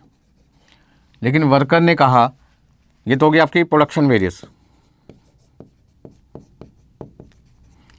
सर मिनिमम वेजेस का आपने वादा किया था। हाँ जी, मिनिमम वेजेस का आपने सर वादा किया है, उस वादे को मत तोड़ना। Minimum wages at the rate ₹12,000 per month, 12,000 के हिसाब से 3 महीने का आपको कम से कम 36,000 रुपये तो देना पड़ेगा। आपने ऐसा एग्रीमेंट किया हमारे साथ। और 9 महीने का 12,000 के हिसाब से 9 महीने का कितना आएगा? हाँ जी, 12 महीने का हमें वेजेस निकालना है, बट 3 महीने अलग, 9 महीने अलग। तो 9 महीने की वेजेस कितनी आएगी? यानी 9 महीने की वेजेस 12,000 रुपये के हिसाब से 1,08,000। अब आपको यहाँ पे थोड़ा सा दिमाग लगाना है कि सर हमने तो काम किया है 30,000 का, बट आपके हिसाब से हमें मिलने कितने चाहिए? 36,000।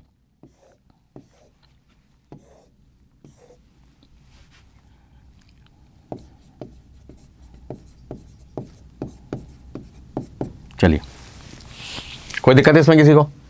समझते हम फटाफट से। देखिए भाई, वर्कर ने काम किया 15,000 यूनिट बनाने का 3 महीने में, 2 रुपये के हिसाब से उसके बनते थे 30,000 रुपये, लेकिन वादा जो हमने एग्रीमेंट किया था कि तेरे को 3 महीने के 12,000 के हिसाब से 36,000 से कम नहीं मिलेंगे। तो वर्कर कहता है जी आप अपना जो एग्रीमेंट आपने मेरे साथ साइन किया है उसको देखो, उसके हिसाब से 3 महीने के आपको मिनिमम 36,000 रुपये देने पड़ेंगे। मैंने कहा बात तो सही कर रहे हो, तो हम आपको, काम आपने 30,000 का किया है, लेकिन एग्रीमेंट के हिसाब से मिनिमम 36,000 है, उससे कम आपको दे नहीं सकते, तो आपको 36,000 रुपये हमें देने पड़ेंगे। हमारी लेबर कॉस्ट 3 महीने के 36,000।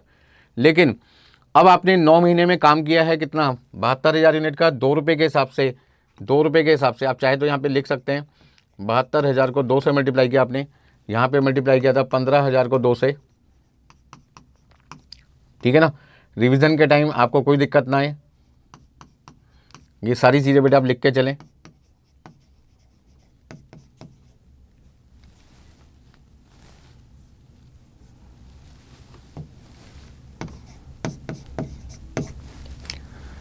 अब यहां पे वर्कर क्या कहता है? मिनिमम तो 1,08,000 रुपये, मिनिमम तो 1,08,000 रुपये, लेकिन एग्रीमेंट के हिसाब से क्या बात हुई थी कि जितना हम काम करेंगे, यदि वो अमाउंट मिनिमम से ज़्यादा होगा तो हमें ज़्यादा मिलेंगे। मिनिमम का मतलब कम से कम इतना मिलेगा, इससे कम नहीं मिलेगा। लेकिन यदि आपने इससे ज़्यादा रुपये का काम किया तो ज़्यादा मिलेगा।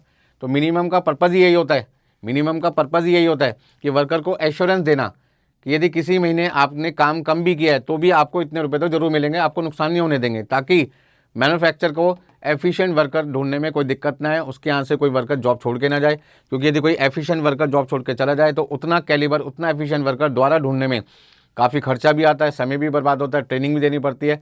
इन सब से बचने का आसान तरीका हमने रख दिया मिनिमम वेजेस का कॉन्सेप्ट।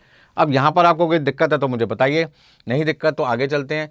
2 वर्किंग नोट आप बना चुके हैं, नेक्स्ट वर्किंग नोट अब आपका बनने वाला है। कौन सा देखिए, वो है सेमी वेरिएबल एक्सपेंस का। कौन सा? सेमी वेरिएबल एक्सपेंस का। तो देखिए सेमी वेरिएबल एक्सपेंस का वर्किंग नोट बनाते हैं। हाँ जी, नेक्स्ट आपके पास है बेटा semi variable expenses, working note number 3। हाँ जी, working note 3, computation of semi variable expenses.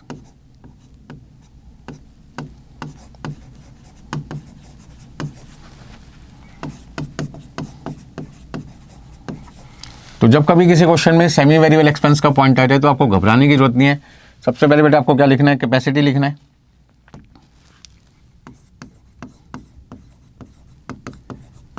हाँ जी, अप टू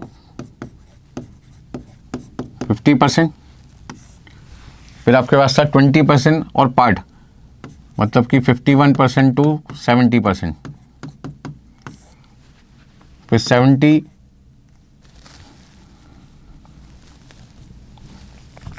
हाँ जी, फिर 71% टू 90%। अच्छा, हमें आगे जाने की ज़रूरत नहीं है क्योंकि हमारा 80% इसमें कवर हो जाएगा। तो यहाँ पे आपके पास में सेमी वेरिएबल कॉस्ट कितनी है? सेमी वेरिएबल कॉस्ट हमारे पास कितनी है? देखिए क्वेश्चन में हमें कितनी दे रखी है? 60,000 रुपये दे रखी है पर एनम, मतलब 1 साल की, 12 महीने की। फिर इसमें कहते हैं भी आपका खर्चा 20,000 रुपये इंक्रीज़ हो जाएगा, मतलब कि 80,000 रुपये। फिर 20,000 रुपये इंक्रीज़ हो जाएगा, आपका खर्चा आ जाएगा 80,000 प्लस 20,000, 1,00,000 रुपये। ध्यान से सुने, अदरवाइज फिर बाद में आपको दिक्कत आएगी, ठीक है ना। तो दिक्कत ना है उसके लिए बेटा बड़े ध्यान से समझना है। 20,000 रुपये कॉस्ट आपको क्या करनी है? ऐड करनी है। नेक्स्ट पॉइंट, यहाँ पे आपने 60,000 रुपये 50% कैपेसिटी पे, तो हमें यहाँ पे क्या निकालना है? ड्यूरेशन क्या, टाइम यूज़ कितना है, कैपेसिटी यूज़ कितनी की हमने, यानी कैपेसिटी यूज फॉर इधर 3 मंथ्स और इधर 9 मंथ्स। सर बीच वाली कैपेसिटी आपने क्यों नहीं लिखी यहाँ पर? बीच वाली कैपेसिटी हमने इसलिए नहीं लिखी क्योंकि हम 80% पे काम कर रहे हैं, तो 80% यहाँ पे आएगा, 50% यहाँ पे आएगा, बीच में तो कुछ आएगा ही नहीं। तो यहाँ पे अब आपके पास में सेमी वेरिएबल कॉस्ट हमें 2 बार निकालनी होगी, एक बार 3 मंथ्स की और एक बार 9 महीने की। चलिए भाई, सर आज की क्लास तो बड़ी हैवी हो गई, बहुत मेहनत करनी पड़ रही है, बहुत दिमाग लगाना पड़ रहा है। बेटा प्रोफेशनल जब आप बनेंगे तो आपकी जो कमाई होगी वो छोटी कमाई नहीं होगी, काफ़ी अच्छी कमाई होगी, रेपुटेशन होगी मार्केट में, बड़ी इज्जत मिलेगी आपको, ठीक है ना। तो उस इज्जत को कमाने के लिए, उस कमाई को कमाने के लिए बेटा मेहनत तो करनी पड़ेगी। आपने अच्छी मेहनत की, समय पे मेहनत की, तो समय पे आपको उसका क्या मिलेगा? रिवार्ड मिलेगा। समय का मतलब है एक ही अटैम्प्ट में आप पास हो जाएंगे। अदरवाइज़ क्या होगा कि 2-3 अटैम्प्ट लगेंगे, आपकी ड्यूरेशन बढ़ेगी, आपकी कमाई क्या होगी? उतने समय के लिए रुक जाएगी। आज आप यदि CMA बनते हैं, आज आप 1.5-2 लाख रुपये महीना कमाएंगे, 2 साल बाद CMA बनेंगे, 2 साल बाद आपको 1.5-2 लाख रुपये की कमाई होगी। तो कहने का मतलब क्या, यदि 1 साल डिले हो गया तो 12 महीने का नुकसान। 1 महीने के 2 लाख रुपये, 12 महीने के 24 लाख रुपये। 1 महीने का 1 लाख रुपये कमाते हैं तो 12 महीने के 12 लाख हो गया। ये डिपेंड करता है कि आपने जो CMA कंप्लीट की है उसे करते टाइम आपने जो ट्रेनिंग है वो किया या नहीं किया। तो ट्रेनिंग तो भैया हर बंदे को करनी चाहिए। क्या ढंग से सीखा नहीं सीखा काम, सिर्फ टाइम पास के लिए जाते थे, सीखते ही कुछ नहीं थे। तो ऐसा ना करें, अच्छी कंपनी को ज्वाइन करें, वहाँ पे काम सीखें, काम मांगें। काम को देता नहीं है, आपको मांगना पड़ता है, ठीक है ना। आगे देखें तो सेमी वेरिएबल कॉस्ट 3 महीने की कितनी आएगी? 50% कैपेसिटी से मल्टीप्लाई करना है या नहीं करना? सर नहीं करना, क्योंकि ये तो पहले ही 50% कैपेसिटी का है। आपको सिर्फ यहाँ पे 3/12 करना है।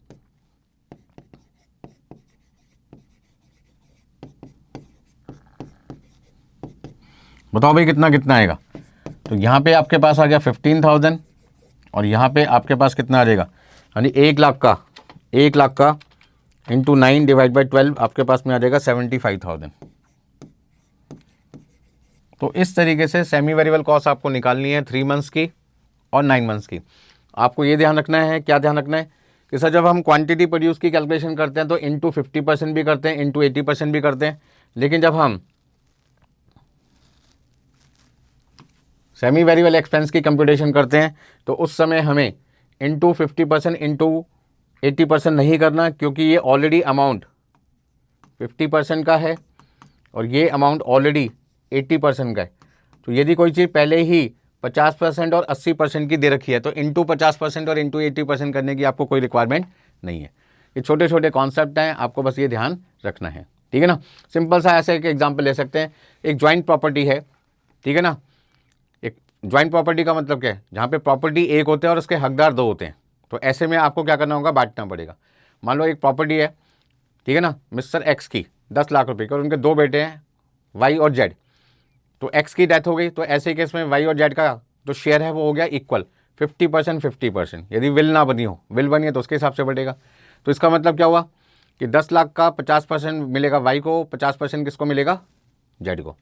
दूसरा एग्जाम्पल, अब यदि एक्स की डेथ होने से पहले एक्स के पास में 2 प्रॉपर्टी थी, एक प्रॉपर्टी उसने वाई के नाम पे कर दी, एक प्रॉपर्टी जेड के नाम पे कर दी। एक प्रॉपर्टी थी 6 लाख की, एक प्रॉपर्टी थी 7 लाख की। तो एक्स को मिली 6 लाख वाली प्रॉपर्टी, वाई को मिली 7 लाख की प्रॉपर्टी। तो इसका मतलब क्या हुआ कि जो चीज़ पहले ही एक्स के नाम पे थी अब उसने वाई के नाम पे ट्रांसफ़र कर दी, और एक प्रॉपर्टी और थी जो जेड के नाम पे ट्रांसफ़र कर दी, और एक्स की डेथ हो गई। तो ऐसे में वाई और जेड के बीच में कोई डिस्प्यूट नहीं होगा, क्योंकि यहाँ पे प्रॉपर्टी पहले ही डिस्ट्रीब्यूट की जा चुकी है। क्या डिस्ट्रीब्यूट किया कि वाई को मिलेगा 6 लाख वाली प्रॉपर्टी और जेड को मिलेगी कितनी, 7 लाख वाली प्रॉपर्टी। वो जैसे भी एक्स ने सोच समझ के किया होगा, यार किसको देना है, किसको क्या देना है, किसकी मार्केट वैल्यू बढ़ सकती है, किसकी घट सकती है, तो बात की बात है, ठीक है ना भाई। चलिए, इतना सब कुछ हो गया आपको। सबसे पहले देखिए क्वेश्चन नंबर जो आपका 13 है उसमें हमें निकालना क्या है, जरा एक बार क्वेश्चन को तो ध्यान से पढ़ लेते हैं। इसमें लिखा है during the first 3 months the selling price per unit was ₹12। कहते हैं पहले 3 महीने में जो प्रोडक्ट बनाकर हम बेचेंगे 12 रुपये के हिसाब से बेचेंगे। What should be the price in the remaining 9 months to produce a total profit of ₹2,18,000। मतलब हम पूरे साल में 2,18,000 पे प्रॉफिट कमाना चाहते हैं, पहला पॉइंट। पहले 3 महीने की सेलिंग प्राइस हम 12 रुपये रखना चाहते हैं, दूसरा पॉइंट। अगले 9 महीने में हम सेलिंग प्राइस क्या रखें कि हमें 2,18,000 का पूरे साल का प्रॉफिट हो। इसका मतलब यहाँ जो हमें कॉस्ट शीट बनानी होगी उसमें 3 महीने की कॉस्ट शीट अलग बनेगी, 9 महीने की कॉस्ट शीट अलग बनेगी, ठीक है ना, ताकि हमें पता चल सके कि हमें 9 महीने में कितना प्रॉफिट चाहिए। तो यहाँ जो आपको कॉस्ट शीट बनानी है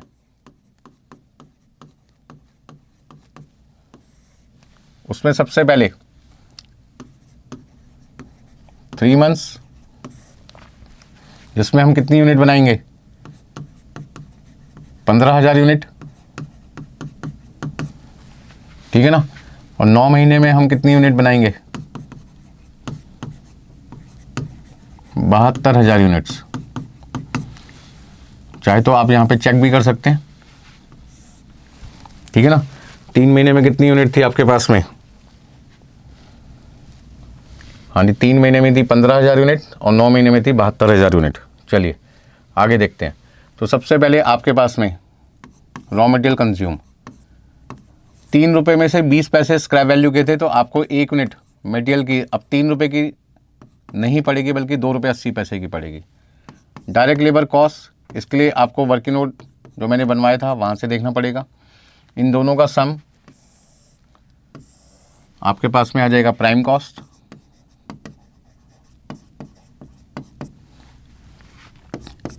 हाँ जी, प्लस फैक्ट्री ओवरहेड। तो आपके पास में 3 तरीके के खर्चे हैं, फिक्स्ड, वेरिएबल और सेमी वेरिएबल।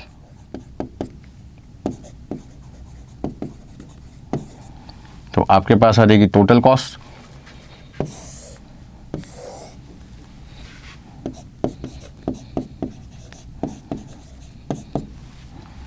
हाँ जी, प्लस प्रॉफिट, सेल्स आ जाएगी आपके पास में, क्वांटिटी सोल्ड, यानी सेल वैल्यू क्वांटिटी सोल्ड, तो आपके पास में यदि सेल वैल्यू को क्वांटिटी सोल्ड से डिवाइड कर दोगे तो आपके पास आ जाएगा सेलिंग प्राइस पर यूनिट।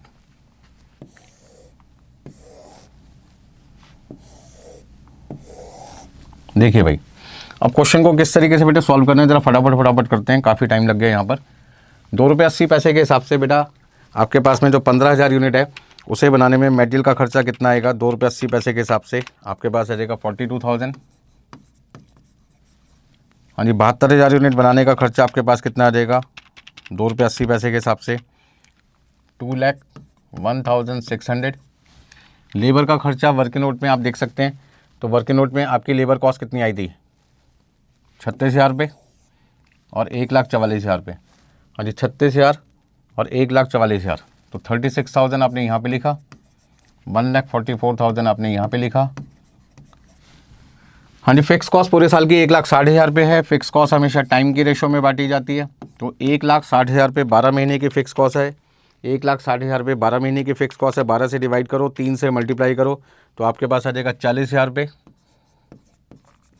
और 1,20,000 रुपये।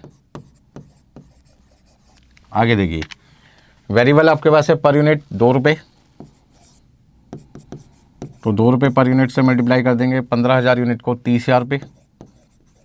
आप चाहे तो कैलकुलेशन यहाँ पे ब्रैकेट में दिखा सकते हैं, ठीक है ना।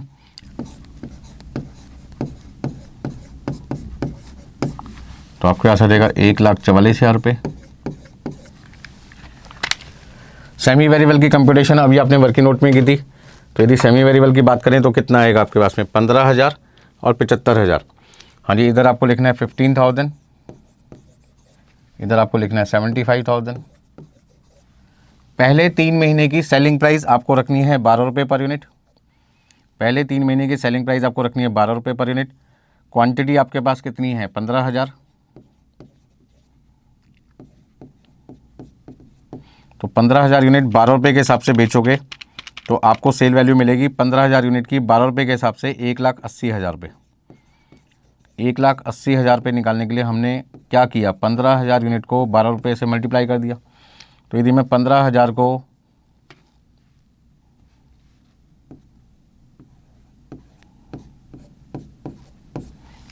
मल्टीप्लाई करूँ 12 रुपये से तो मेरे पास में 1,80,000 आएगा। अच्छा, यहाँ की सेलिंग प्राइस मुझे निकालनी है,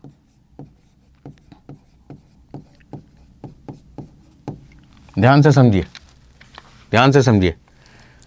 पहले 3 महीने का कंप्लीशन करते हैं। पहले 3 महीने की कॉस्ट शीट हम बना लेते हैं। 42 प्लस 36,000 मेरे पास आ गया 78,000 प्राइम कॉस्ट, और इसमें हमने सारे खर्चे जोड़ दिए। 40,000 प्लस 30,000 प्लस 15,000, 1,63,000 हमारी टोटल कॉस्ट आ गई। 180 में से हमने 163 माइनस किया, तो 17,000 रुपये का हमारा प्रॉफिट आ गया पहले 3 महीने का। अब यहाँ से मेन कॉन्सेप्ट चालू होता है आपका समझने वाला कि सर हम तो पूरे साल में 2,18,000 रुपये का प्रॉफिट कमाना चाहते हैं। सर हम तो पूरे साल में 2,18,000 का प्रॉफिट कमाना चाहते हैं, हम इसमें से 17,000 का प्रॉफिट तो कमा चुके हैं, तो सर हमें कितना प्रॉफिट और कमाना चाहिए।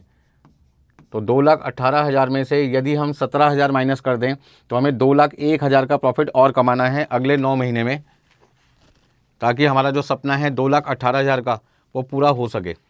तो इसका ना 2,01,600 प्लस 1,44,000 आपके पास प्राइम कॉस्ट आ गई 9 महीने की 3,45,600, और इसमें हमने ऐड कर दिया 1,20,000 फिक्स कॉस्ट का, 144 वेरिएबल का, 75,000 सेमी वेरिएबल का, 6,84,600 हमारे पास टोटल कॉस्ट आ गई। 2,01,000 हमें प्रॉफिट कमाना है, तो 8,85,600 को डिवाइड करना पड़ेगा 72,000 से, और हमारे पास में 12 रुपये 30 पैसे 12 रुपये 30 पैसे सेलिंग प्राइस आ जाएगी अगले 9 महीने की।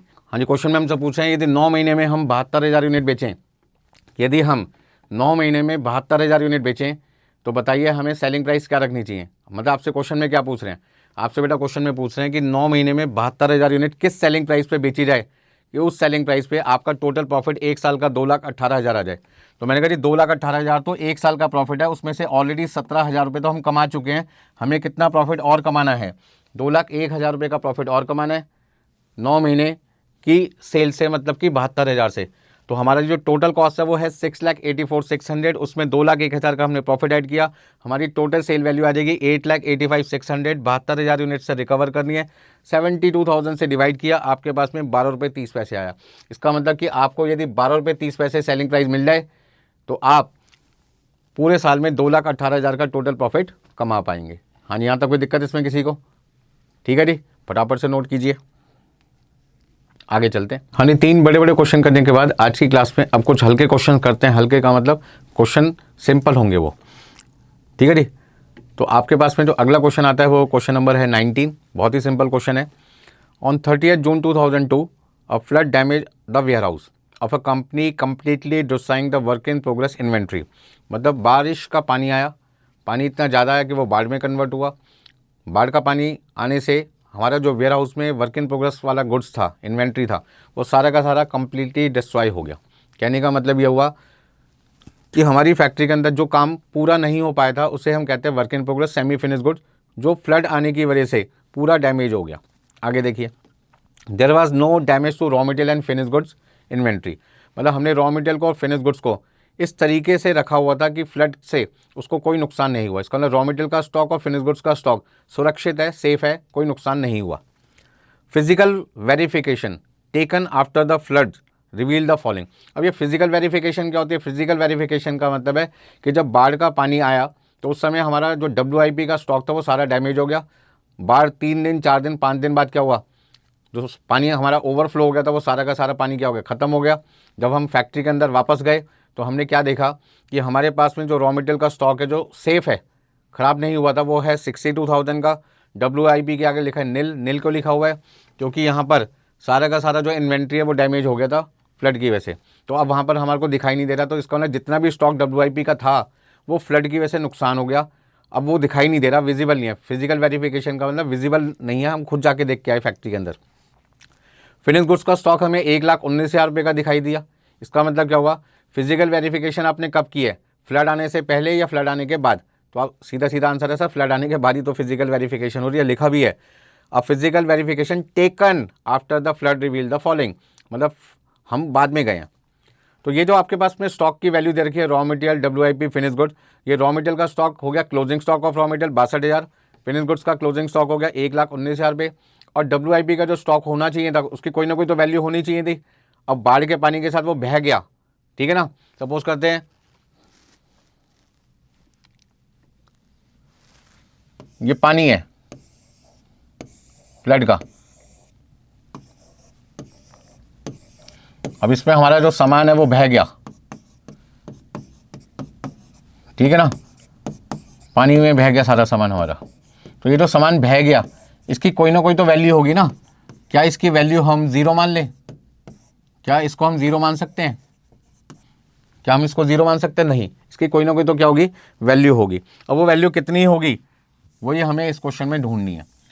फिजिकली तो हमें उसकी वैल्यू दिखाई नहीं दे रही क्योंकि सारा का सारा फ्लड में वो डैमेज हो गया, नुकसान हो गया, पानी के साथ बह के चला गया। लेकिन हम कैसे माने कि कितना नुकसान हुआ है? तो उसके लिए हमें कॉस्ट शीट बनानी पड़ेगी।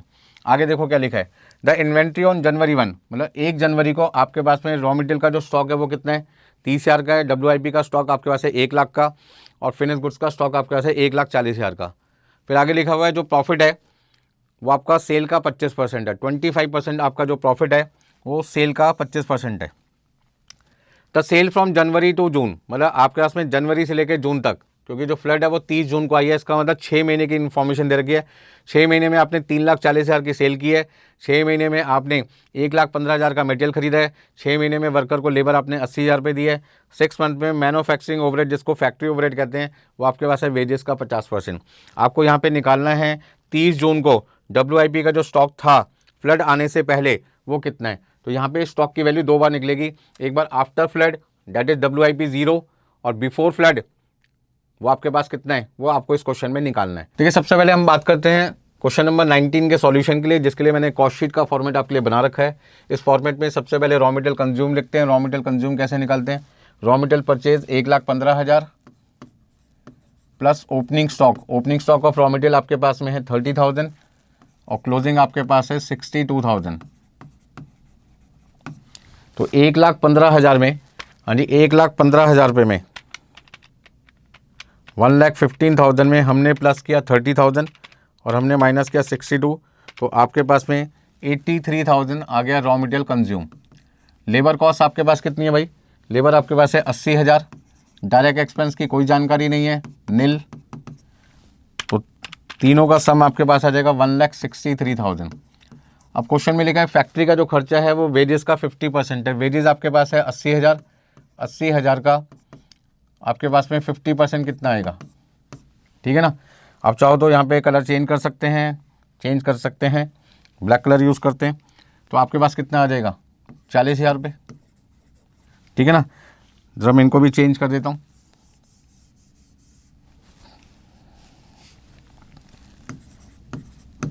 $83,000 नील 163। अच्छा, ओपनिंग WIP की वैल्यू हमें क्वेश्चन में कितनी दे रखी है? ओपनिंग WIP की वैल्यू बेटा हमें 1 लाख दे रखी है। क्लोजिंग WIP की वैल्यू आफ्टर फ्लड नील है, बिफोर फ्लड निकालना है। ये जो आंसर मेरे को निकालना है वो फ्लड आने से पहले का निकालना है, मतलब ये वैल्यू अभी मेरे को ढूंढनी है। कोई बात नहीं, ढूंढ लेंगे। ऑफिस का खर्चा हमें क्वेश्चन में नहीं बता रखा, नील। सेलिंग ओवरहेड हमें क्वेश्चन में नहीं बता रखा, नील। अब जब कोई चीज़ नहीं बता रखी तो ज़बरदस्ती थोड़ी लिख देंगे। ठीक है ना।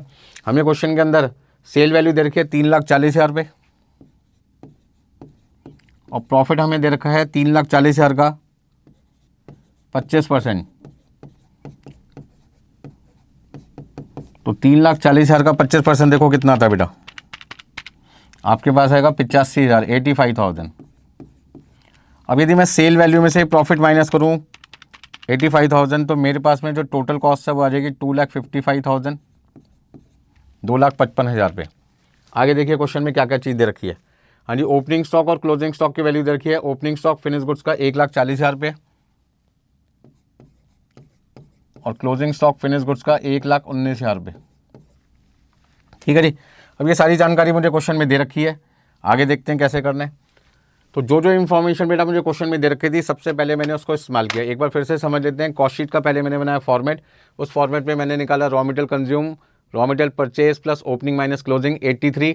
फिर मैंने यहाँ पे लिखा लेबर कॉस्ट 80,000 रुपये, मेरे पास में आया प्राइम कॉस्ट 1,63,000। 80,000 का 50% 40,000 रुपये मेरे पास आ गया फैक्ट्री ओवरहेड।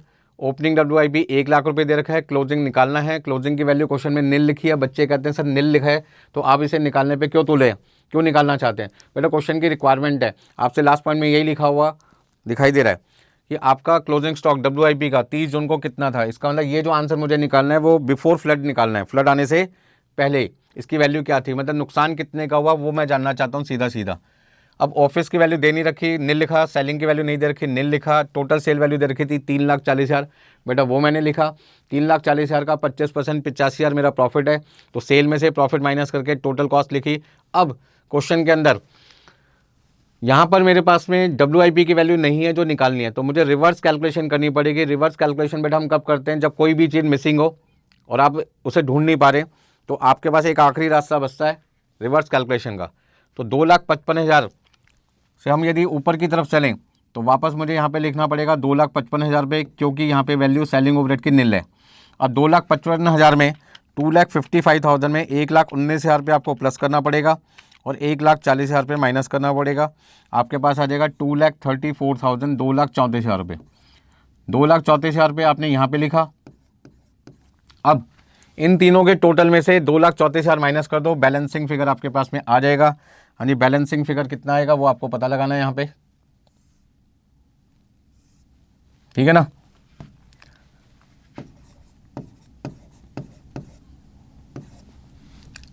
यहाँ पे वैल्यू आपके पास थी ओपनिंग WIP की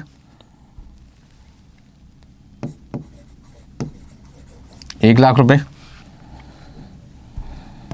देखिए अब कितना लिखें, तो 1,63,000 प्लस 40,000 प्लस 1 लाख, टोटल आपके पास में आ गया 3,03,000 का। 3,03,000 के टोटल में से बेटा आपने माइनस किया 2,34,000 रुपये, तो आपके पास में आ गया 69,000 का।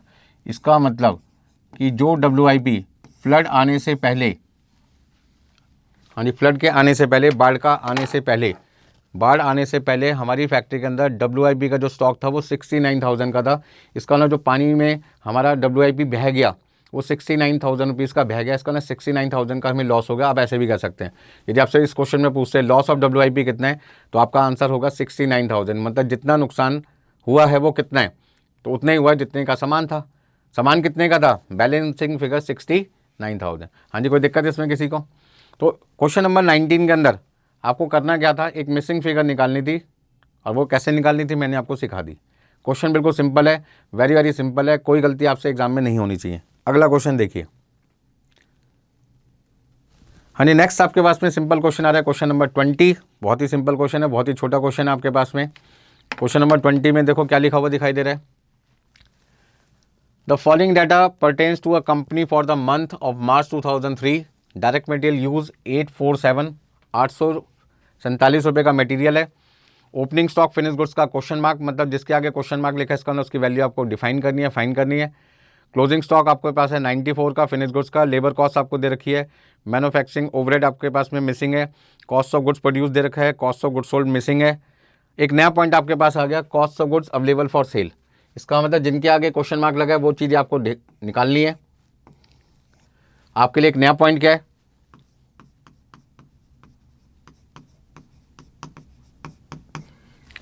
Cost of goods available for cell. अब सर ये cost of goods available for sale का मतलब क्या होता है, जरा आप हमें बता सकते हो? हाँ जी, मैंने कहा बिल्कुल बता सकते हैं। सबसे पहले इसी का मतलब समझते हैं। Cost of goods available for sale का मतलब है कि जो सामान हमारे पास बेचने के लिए है वो कितने का है। मतलब आज मान लीजिए, सपोज करते हैं,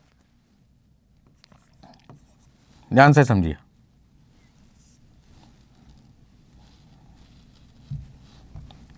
देखिए भाई, सपोज करते हैं 29 जुलाई 2025 को, हाँ जी 29 जुलाई 2025 को एक कस्टमर मेरे पास आता है कि मैं आपकी दुकान का सारा सामान खरीदना चाहता हूँ। एक कस्टमर मेरे पास आया और वो कहता है कि जी मैं आपकी शॉप का सारा सामान खरीदना चाहता हूँ, तो बताइए कितने का दोगे मुझे। तो मैंने कहा भाई दूंगा कितने का ये तो बाद में बताऊंगा, सबसे पहले तो मुझे खुद पता लगाना पड़ेगा कि मेरे पास में सामान है कितना, मतलब टोटल सामान कितना है, टोटल गुड्स कितना है, टोटल गुड्स कितना है। तो मैंने कहा भाई कस्टमर को मैंने क्या कहा, मेरे पास दो तरीके का गुड्स है, कल रात का क्लोजिंग जो आज मेरे पास बन जाएगा ओपनिंग स्टॉक, और एक नया सामान जो मैंने आज प्रोड्यूस किया है। इसका मतलब जो सामान मैं कस्टमर को बेचना चाहता हूँ, मैं कितना सामान बेचना चाहता हूँ, जितना मेरे पास है, क्योंकि कस्टमर मेरे से कह रहा है सारा सामान मुझे दे दो। तो मैंने कहा भाई जितना सामान मेरे पास है वो दो तरीके का सामान है, एक जो कल रात का क्लोजिंग था आज मेरे लिए ओपनिंग बन गया, और एक आज नया बना वो मेरे पास है। इसका मतलब क्या हुआ कि opening stock of finish goods को और कॉस्ट ऑफ प्रोडक्शन को यदि मैं ऐड कर दूं तो मेरे पास जो वैल्यू आएगी उस वैल्यू का नाम होगा cost of goods available for sale. तो सबसे पहला पॉइंट है, cost of goods available for sale का मतलब क्या हुआ, इसका सीधा सीधा मतलब ये हुआ कि जितना सामान बेचने के लिए आपके पास अवेलेबल है उसकी कॉस्ट कितनी है।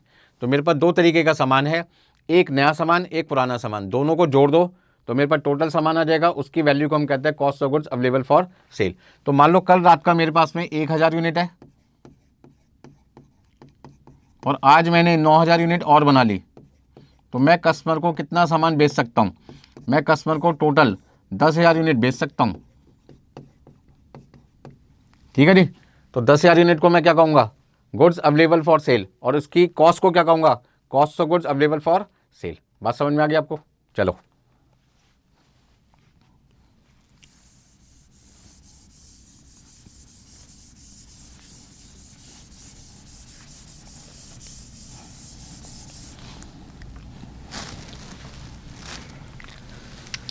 तो cost of goods available for cell निकालने के लिए हमारा फॉर्मूला क्या है वो भी मैं आपको कॉस्ट शीट बनाऊंगा, आपको समझ में आ जाएगा।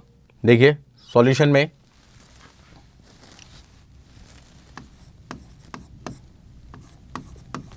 हाँ 20 क्वेश्चन का सॉल्यूशन आपके सामने है। यहाँ पे सबसे पहले हमें क्या करना है, ध्यान से समझें, हमें क्या क्या चीज़ें दे रखी है। रॉ मटेरियल कंज्यूम हमें क्वेश्चन में दे रखा है 847 का, हमें लेबर कॉस्ट दे रखी है क्वेश्चन में 389 की,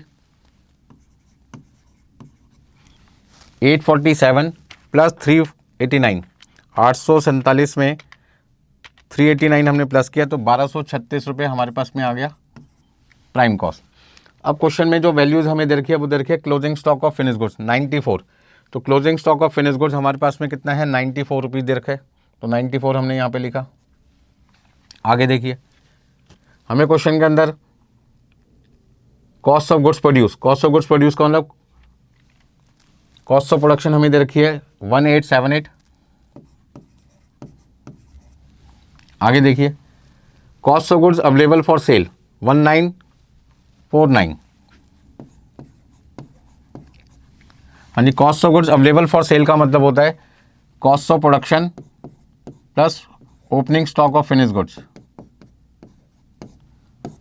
भाई नया सामान की कॉस्ट को कहते हैं कॉस्ट ऑफ प्रोडक्शन और पुराने सामान की कॉस्ट को कहते हैं opening stock of finish goods. मतलब इन दोनों को यदि मैं प्लस कर दूं तो मेरे पास आ जाएगा cost of goods available for cell, ठीक है। उसमें से क्लोजिंग स्टॉक माइनस कर दो तो मेरे पास आ जाएगा कॉस्ट ऑफ गुड्स सोल्ड।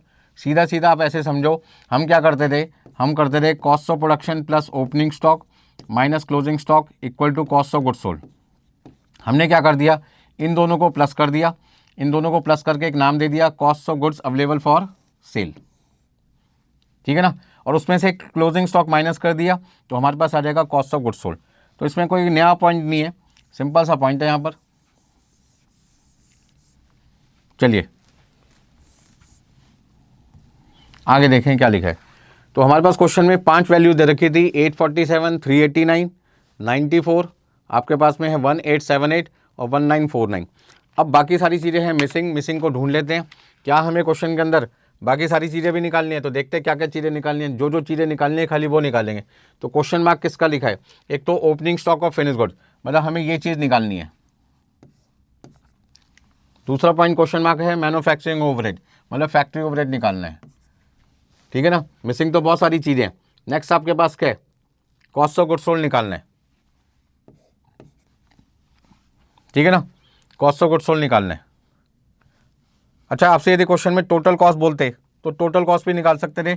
उस केस में सेलिंग ओवरहेड को निल मान लो तो आप टोटल कॉस्ट भी निकाल सकते थे, लेकिन पूछा नहीं है तो आगे का काम करने की जरूरत नहीं है। पूछा ही नहीं है तो अपना दिमाग क्यों ख़राब करेंगे भाई, कोई दिमाग ख़राब करने की ज़रूरत नहीं है आपको। ये तो कंप्लीट फॉर्मेट है, तो जितना पूछा सिर्फ उतना काम करेंगे। इसका मतलब आपको एग्जाम में कॉस्ट ऑफ गुड्स सोल्ड के आगे काम करने की ज़रूरत नहीं है। तो सर आपने क्यों किया, बेटे ये समझाने के लिए किया। जो बच्चे कॉस्ट शीट बना रहे हैं वो सेल वैल्यू तक अपनी कैलकुलेशन करते हैं, लेकिन इस क्वेश्चन में हमारी रिक्वायरमेंट सिर्फ कहाँ तक है, कॉस्ट ऑफ गुड्स सोल्ड तक। तो आगे की कॉस्ट शीट बनाने की आपको ज़रूरत नहीं है। बना भी लिया तो कोई दिक्कत नहीं है, सब जगह वैल्यू क्या करो, इग्नोर करो, ठीक है ना। चलो आगे। अब सबसे पहले 1949 में 1949 रुपये में से हमने 94 माइनस किया तो हमारे पास आ गया 1855। तो पहला आंसर आपके पास आ जाएगा 1855 किसका, कॉस्ट ऑफ गुड्स सोल्ड का। अब रिवर्स कैलकुलेशन कर लेते हैं, रिवर्स कैलकुलेशन करते हैं, ठीक है ना। तो रिवर्स कैलकुलेशन में यहाँ पर आपके पास में कितना डिफरेंस आ जाएगा, 1949 में से 1878 1878 माइनस किया तो 71 हमारे पास में आ जाएगा, ठीक है जी। तो 71 हमारे पास आ जाएगा ओपनिंग स्टॉक की वैल्यू। यानी कॉस्ट ऑफ प्रोडक्शन हमारे पास कितना है 1878 और 1949 का डिफरेंस आ गया 71। आगे चलते हैं। हमें क्वेश्चन के अंदर ऑफिस एडमिनिस्ट्रेटिव ओवरहेड नहीं दे रखा, तो यदि कोई खर्चा नहीं दे रखा और निकालने के लिए भी नहीं बोला तो निल हो गया, एज्यूम। चलिए तो ये आ गया 1878। अब 1878 में से आपने माइनस किया 1236 तो आपके पास आ जाएगा 642 balancing figure factory overhead. Question बहुत सिंपल है, फिर भी ज़्यादातर बच्चे गलत कर देते हैं इन सब चीज़ों को ढूंढने में, या जो चीज़ नहीं पता आप उसे इग्नोर करें, क्योंकि उन चीज़ों को हमें बताना ही नहीं है एग्जाम में। हमें एग्जाम में क्या क्या बताना है, जिनके आगे मैंने एरो लगा रखा है। एरो में हमें निकालना है फैक्ट्री ओवरहेड 642, एरो में हमें पता लगाना है opening stock of finish goods 71 और हमें पता लगाना है कॉस्ट ऑफ गुड्स सोल्ड 1855। अब आपको कोई दिक्कत है तो ज़रा फटाफट से पूछिए, प्लस करना है तो प्लस करो, माइनस करना है तो माइनस करो, काम खत्म करो, ठीक है ना भाई। तो कभी कभी सिंपल क्वेश्चंस भी आते हैं। तो आज के लिए आपका एक नया पॉइंट क्या था कि यदि आपको क्वेश्चन में ऑर्डर रिसीव दे रखा हो, ऑर्डर रिसीव दे रखा है तो वो आपके लिए क्या है, आउटपुट है, ठीक है ना। इसी तरीके से यदि सेमी वेरिएबल एक्सपेंस दे रखा है कैपेसिटी के हिसाब से, तो आपको देखना पड़ेगा किस कैपेसिटी पे काम किया। फिर नया पॉइंट आपके पास आ गया cost of goods available for sale. तो cost of goods available for sale का फॉर्मूला क्या होता है, cost of production plus opening stock, एक फॉर्मूला। या दूसरा formula cost of goods sold में, हाँ जी, कॉस्ट ऑफ गुड्स सोल्ड में आप यदि क्लोजिंग स्टॉक प्लस कर दें तो भी आपके पास क्या आ जाएगा, cost of goods available for sale. तो हम ऐसा कह सकते हैं कि यदि हमें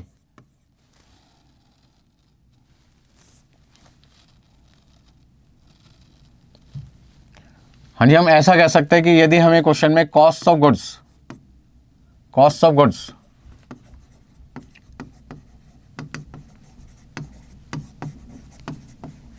अवेलेबल फॉर सेल निकालना है, क्या निकालना भाई, cost of goods available for cell निकालना है, तो उस केस में हमारे पास में दो फॉर्मूले हो गए, दो मेथड हो गए। एक जिसमें हम कॉस्ट ऑफ प्रोडक्शन, हाँ जी, कॉस्ट ऑफ प्रोडक्शन में ऐड करते हैं opening stock of finish goods, आपसे एग्जाम में एमसीक्यू भी पूछ सकते हैं इसके लिए।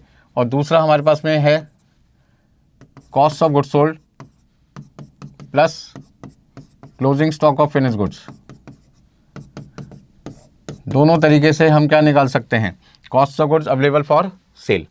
अब एग्जाम में यदि एक एमसीक्यू तैयार करते हैं हम आपके लिए, एमसीक्यू तैयार करते हैं एग्जाम्पल में, हाँ जी, find cost of goods available for sale, cost of goods available for sale, ये आपको निकालना है। इसमें हमें क्वेश्चन में opening stock of finish good दे रखा है, closing stock of finish good दे रखा है, और हमें क्वेश्चन में कॉस्ट ऑफ गुड्स सोल्ड दे रखा है। ये तीन चीज़ें दे रखी हैं। ये 10,000 रुपये है, ये 20,000 रुपये है, और ये आपके पास है 80,000 रुपये। हाँ जी, option A B C D चार ऑप्शन आपको मिलते हैं ना एमसीक्यू में। तो इन चार ऑप्शन की यदि हम बात करें तो देखो कितना आता है। तो पहला आंसर हमने लिख दिया 90,000 रुपये, दूसरा आंसर हमने लिखा 80,000 रुपये, हाँ जी, तीसरा आंसर हमने लिखा 70,000 रुपये, और एक जगह लिख दिया 1,00,000 रुपये। अब आपको सही आंसर बताना है क्या होगा, ठीक है ना। तो cost of goods available for cell निकालने के हमारे पास में दो तरीके हैं बेटे। पहला तरीका हमारे पास है cost of production plus opening stock, ठीक है ना। फॉर्मूले को समझ भी लो बना कैसे, फॉर्मूले को समझ भी लो बना कैसे। हम क्या करते हैं, कॉस्ट ऑफ प्रोडक्शन में प्लस करते हैं ओपनिंग स्टॉक, तो हमारे पास आता है cost of goods available for cell, और इसमें से हम क्लोजिंग स्टॉक माइनस करते हैं तो हमारे पास आता है कॉस्ट ऑफ गुड्स सोल्ड, ठीक है ना। ये तो करते हैं, कोई नया काम थोड़ी कर रहे हैं बेटा, ध्यान से समझो, ये तो करते हैं हर क्वेश्चन में। तो ये फॉर्मूला तो हो गया सिंपल पहला, ठीक है ना। अब आप इस इक्वेशन को आगे कंटिन्यू करो। यदि मुझे ये चीज़ निकालनी है तो मैं क्या लिखूंगा, cost of goods available for sale equal to cost of goods sold, जो क्लोजिंग माइनस करे थे राइट साइड पे जाके क्या हो जाएगा, प्लस हो जाएगा। तो बच्चे क्या करते हैं, कॉस्ट ऑफ गुड्स सोल्ड में से क्लोजिंग माइनस कर देते हैं। अब आप इस फॉर्मूले के हिसाब से देखो कॉस्ट ऑफ गुड्स सोल्ड की वैल्यू कितनी आ रही है। हाँ जी, कॉस्ट ऑफ गुड्स सोल्ड की वैल्यू है आपके पास में 80,000 रुपये, क्लोजिंग स्टॉक की वैल्यू आपके पास है 20,000 रुपये, आपके पास में टोटल अमाउंट आ जाएगा 1,00,000 रुपये। तो आपका राइट आंसर क्या हो जाएगा, 1,00,000 रुपये, ठीक है ना। 80,000 प्लस 20,000 रुपये कितना आ गया, 1,00,000 रुपये। 80,000 प्लस 20,000 हो गया 1,00,000 रुपये। राइट आंसर आपके पास हो गया डी आंसर। हाँ जी, कोई दिक्कत है इसमें किसी को? तो बहुत आसानी से आप इस क्वेश्चन को कर सकते हैं एमसीक्यू में। ज़्यादातर मैं बोलूँगा बच्चे इस क्वेश्चन को गलत करके आते हैं। कोई क्या करता है, 80 में 20 माइनस कर देता है, 10 प्लस कर देता है, कोई 10 प्लस करता है, कोई 10 माइनस करता है, पता नहीं क्या क्या करते हैं, जिसके मन में जो आता है वो कर देता है। कोई 80 प्लस 10 करता है 90, आंसर मैच हो गया, चलो ठीक है जी। तो आपको यहाँ पे समझना है कि लॉजिकल तरीके से कैसे क्वेश्चन को सॉल्व करना है, ठीक है भाई।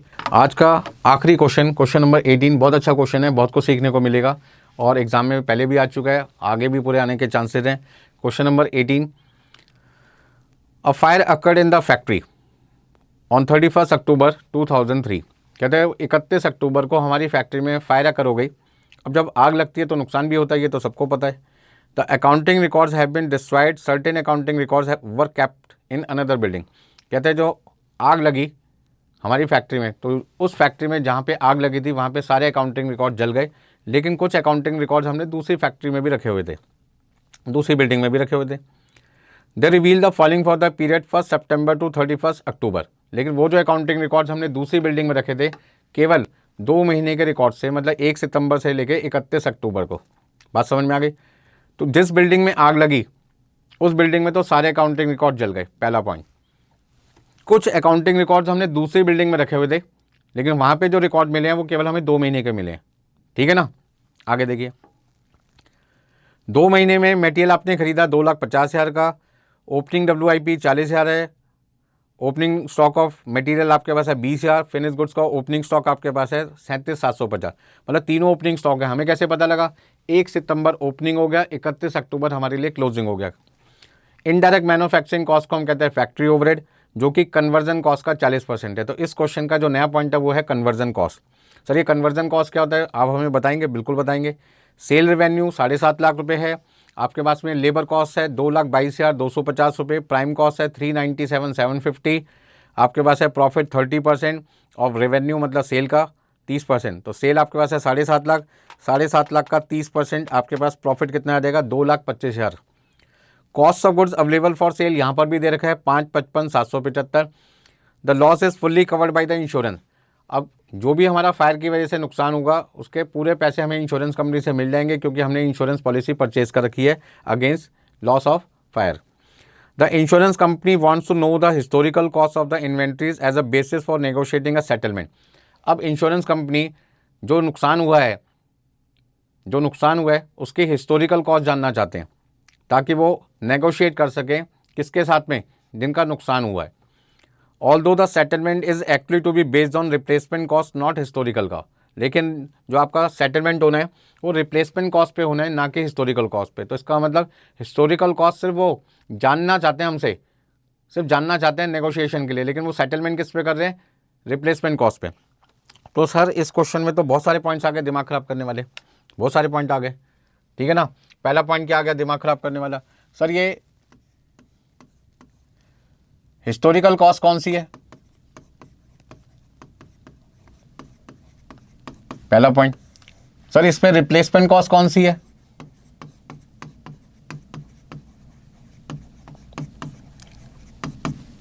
तीसरा सर ये कन्वर्जन कॉस्ट क्या होता है?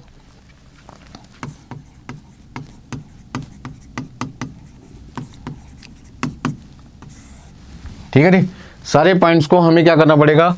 डिटेल में समझना पड़ेगा। तो सबसे पहले हम बात करते हैं हिस्टोरिकल कॉस्ट की, फिर बात करते हैं रिप्लेसमेंट कॉस्ट की। हिस्टोरिकल कॉस्ट का मतलब होता है एक्विजिशन प्राइस, जिस प्राइस पे हमने सामान को खरीदा था। सपोज करते हैं ये आपके पास है एक कैलकुलेटर, एग्जाम्पल के लिए मैंने क्या ले लिया? कैलकुलेटर। ये कैलकुलेटर मान लीजिए मैंने खरीदा 100 रुपये का, 100 रुपये का ये कैलकुलेटर मैंने परचेज किया।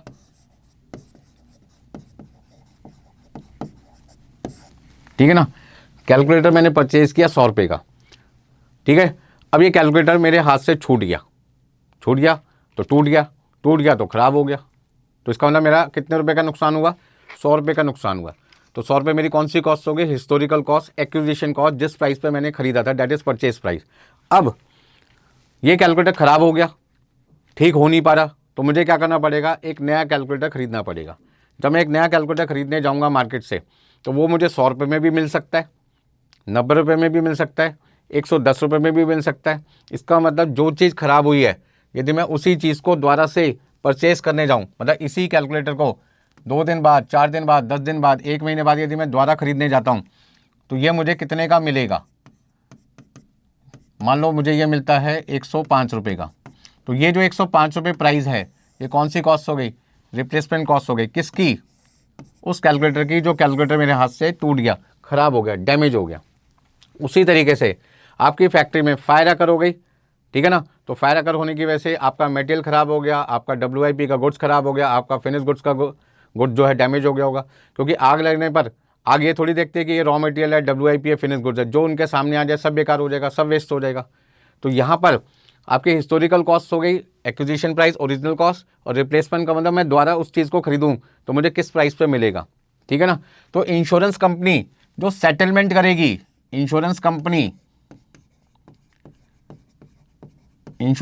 कहती है जब हम सेटलमेंट करेंगे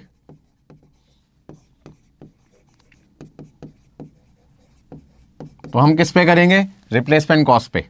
लेकिन हम जानना क्या चाहते हैं? अपनी नॉलेज को बढ़ाने के लिए, ताकि हम जब हम नेगोशिएशन करेंगे तो हम क्या जानना चाहते हैं? इंश्योरेंस कंपनी क्या जानना चाहती है? इंश्योरेंस कंपनी जानना चाहते हैं कि हिस्टोरिकल कॉस्ट कितनी है। किसके लिए जानना चाहते हैं? नेगोशिएशन करने के लिए। किसके लिए? नेगोशिएशन करने के लिए। लिखा भी है क्वेश्चन में, historical cost of the inventory as a basis for negotiating. हाँ जी, हम क्या करना चाहते हैं, नेगोशिएटिंग। इसका मतलब यदि हमें क्वेश्चन में हिस्टोरिकल कॉस्ट जाननी है तो हमें कहाँ से मिलेगी। अब मेन मुद्दा आ गया ये, सर हिस्टोरिकल कॉस्ट हमें कहाँ से मिलती है, तो उसका आंसर है कॉस्ट शीट से। इसका मतलब आपको यदि आंसर देना है इंश्योरेंस कंपनी को तो कॉस्ट शीट आपको बनानी पड़ेगी हिस्टोरिकल कॉस्ट के लिए। तो सीधा सीधा आपको पहला काम क्या करना है, कॉस्ट शीट बनानी है। चलिए सर, पहला आंसर तो हमें मिल गया। अब दूसरा आंसर भी दे दो सर, ये कन्वर्जन कॉस्ट क्या होती है। कन्वर्जन कॉस्ट का मतलब होता है रॉ मटेरियल खरीदने के बाद,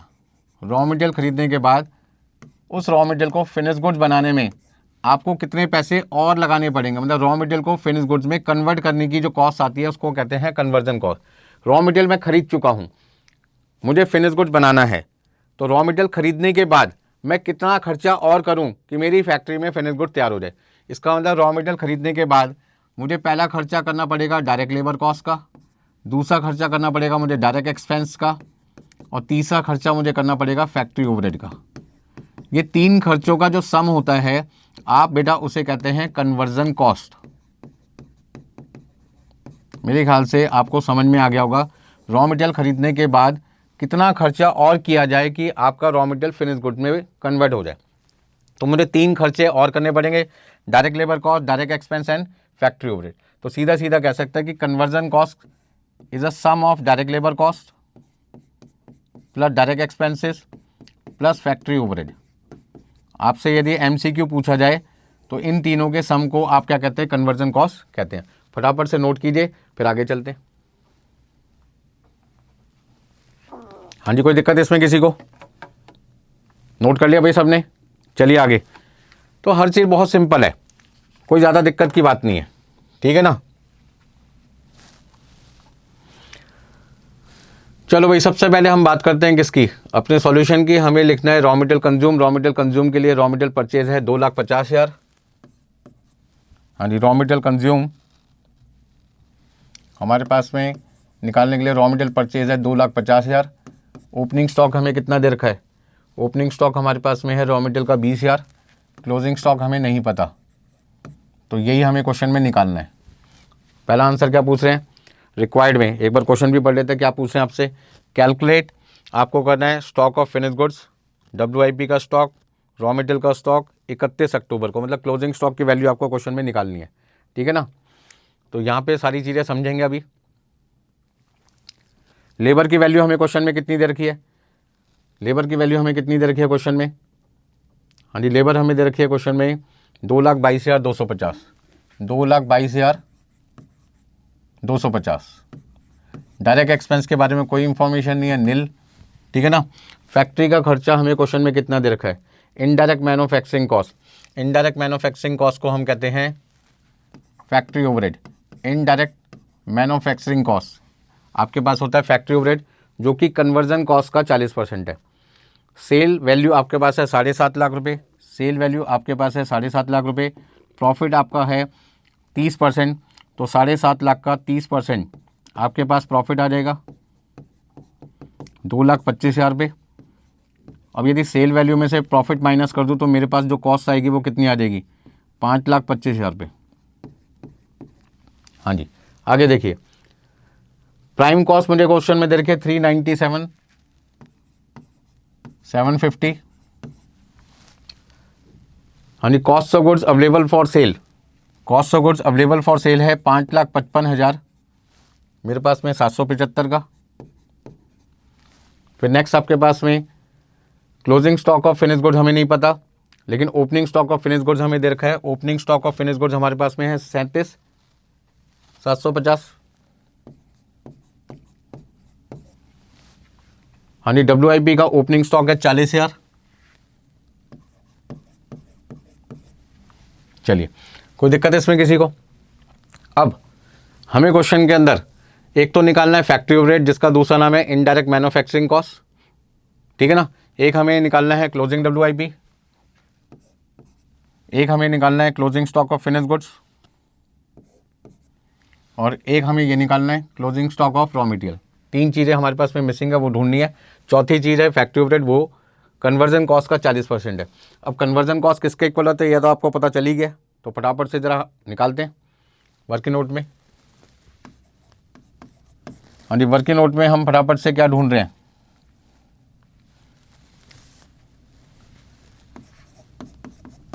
वर्किंग नोट में फैक्ट्री का खर्चा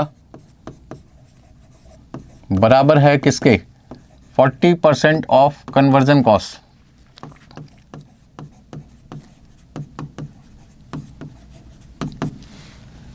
हाँ जी, 40% को 40% ही लिखा रहने देते हैं। कन्वर्जन कॉस्ट के अंदर आता है direct labour cost, direct expenses और फैक्ट्री ओवरहेड।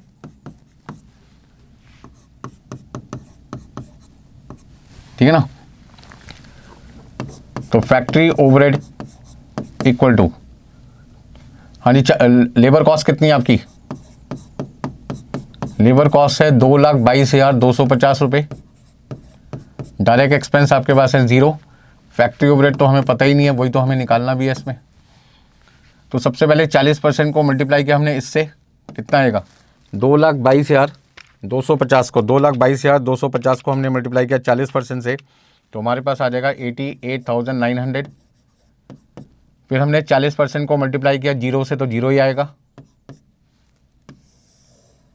फिर हमने 40% को मल्टीप्लाई किया फैक्ट्री ओवरहेड से, तो 40% का मतलब होता है 0.40 इंटू फैक्ट्री ओवरहेड। ये बात हमने पिछली क्लास में भी सीखी थी। अब factory overhead minus 0.40 factory overhead, जो चीज़ राइट साइड पे लिखी थी उसको लेफ्ट साइड पे ले आया। हाँ जी, फैक्ट्री ओवरहेड को हमने कॉमन ले लिया, कॉमन लेने का मतलब हो गया 1 माइनस 0.40, तो आपके पास आ जाएगा 0.60 into factory overhead equal to 88,900। तो बेटा फैक्ट्री ओवरहेड का अमाउंट आपके पास आ जाएगा 88,900 डिवाइडेड बाई 0.60। हाँ जी, 88,900 को 0.60 से डिवाइड किया तो आपके पास आ जाएगा 1,48,167 अप्रॉक्सीमेटली। 1,48,167 रुपये आपके पास में आ जाएगा फैक्ट्री ओवरहेड। तो इस तरीके से आपको वर्किंग नोट बना के फैक्ट्री ओवरहेड की कंप्यूटेशन करनी है। ठीक है जी, तो हर क्वेश्चन में कोई ना कोई बेटा आपको नया पॉइंट मिलता रहेगा, ऐसा नहीं कि सारे क्वेश्चन सेम आएंगे। कॉस्ट शीट आपने फाउंडेशन लेवल पे भी पढ़ी थी, इंटर लेवल पे भी पढ़ रहे हैं, ज़मीन आसमान का फ़र्क आपको दिखाई दे गया होगा। तो आपको यहाँ पे MCQ के साथ साथ सब्जेक्टिव पार्ट भी करना है, तो MCQ कैसे करते हैं वो भी आपको समझ में आ गया होगा। ठीक है ना, चलिए आगे देखते हैं हम। हाँ जी, तो फैक्ट्री का खर्चा जो हमें नहीं पता था वो हमने क्या किया, वर्किंग नोट से पता लगा लिया। फैक्ट्री का खर्चा जो हमें नहीं पता था वो हमने वर्किंग नोट से पता लगा लिया। कितना है, 1,48,167, 1,48,167। कोई दिक्कत इसमें किसी को, चाहे तो वर्किंग नोट से देख सकते हैं 148,167। अब क्वेश्चन में जो जो इंफॉर्मेशन मुझे दे रखी थी वो मैंने सारी की सारी यहाँ पे लिख ली। सबसे पहले मैं क्या करता हूँ, अपनी क्वेश्चन की स्टार्टिंग से मैं करना चाहता था, लेकिन मेरे पास में क्लोजिंग स्टॉक नहीं दे रखा, तो कोई बात नहीं, कहीं से भी कर सकते हो। अब देखो मैं कहाँ से शुरू करता हूँ आपके लिए। सबसे पहले मैंने क्या किया, मेरे पास में प्राइम कॉस्ट दे रखी है, ध्यान से समझो बेटा, मेरे को प्राइम कॉस्ट दे रखी है 397,750। ट्रिकी क्वेश्चन है, थोड़ा से एफर्ट ज़्यादा लगेंगे, मार्क्स पूरे मिलेंगे, 7 नंबर का सवाल है, थोड़ी मेहनत तो करनी पड़ेगी। मेरे को प्राइम कॉस्ट दे रखी है 397,750। कई बार बच्चे कहते हैं सर बहुत कैलकुलेशन है इसमें, तो बेटा कैलकुलेशन है, कोई बात नहीं, नंबर भी तो 7 मिल रहे हैं, कम थोड़ी मिल रहे हैं। तो 397,750 आपको दे रखा है प्राइम कॉस्ट। अब आप यदि यहाँ पे रॉ मटेरियल कंज्यूम निकालना चाहते हैं तो आपको रिवर्स कैलकुलेशन करनी पड़ेगी। इसका मतलब जिन चीज़ों को प्लस करते थे उनको माइनस करो। 397,750 में से 397,750 में से आपको माइनस करना पड़ेगा 2,22,250 रुपये। आपके पास में 1,75,500 रुपये आ जाएगा रॉ मटेरियल कंज्यूम। अब रॉ मटेरियल कंज्यूम की वैल्यू आपके पास आ गई 1,75,500। इसका मतलब opening plus raw material purchase minus closing equal to आ गया रॉ मटेरियल कंज्यूम।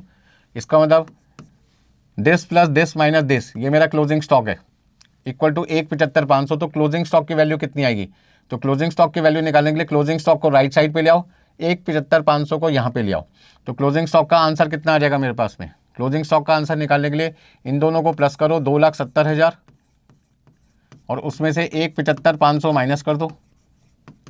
1,75,500 को लेफ्ट हैंड साइड पे लिया, क्लोजिंग को राइट साइड पे ले गया, माइनस किया, कितना आएगा भैया 94,500।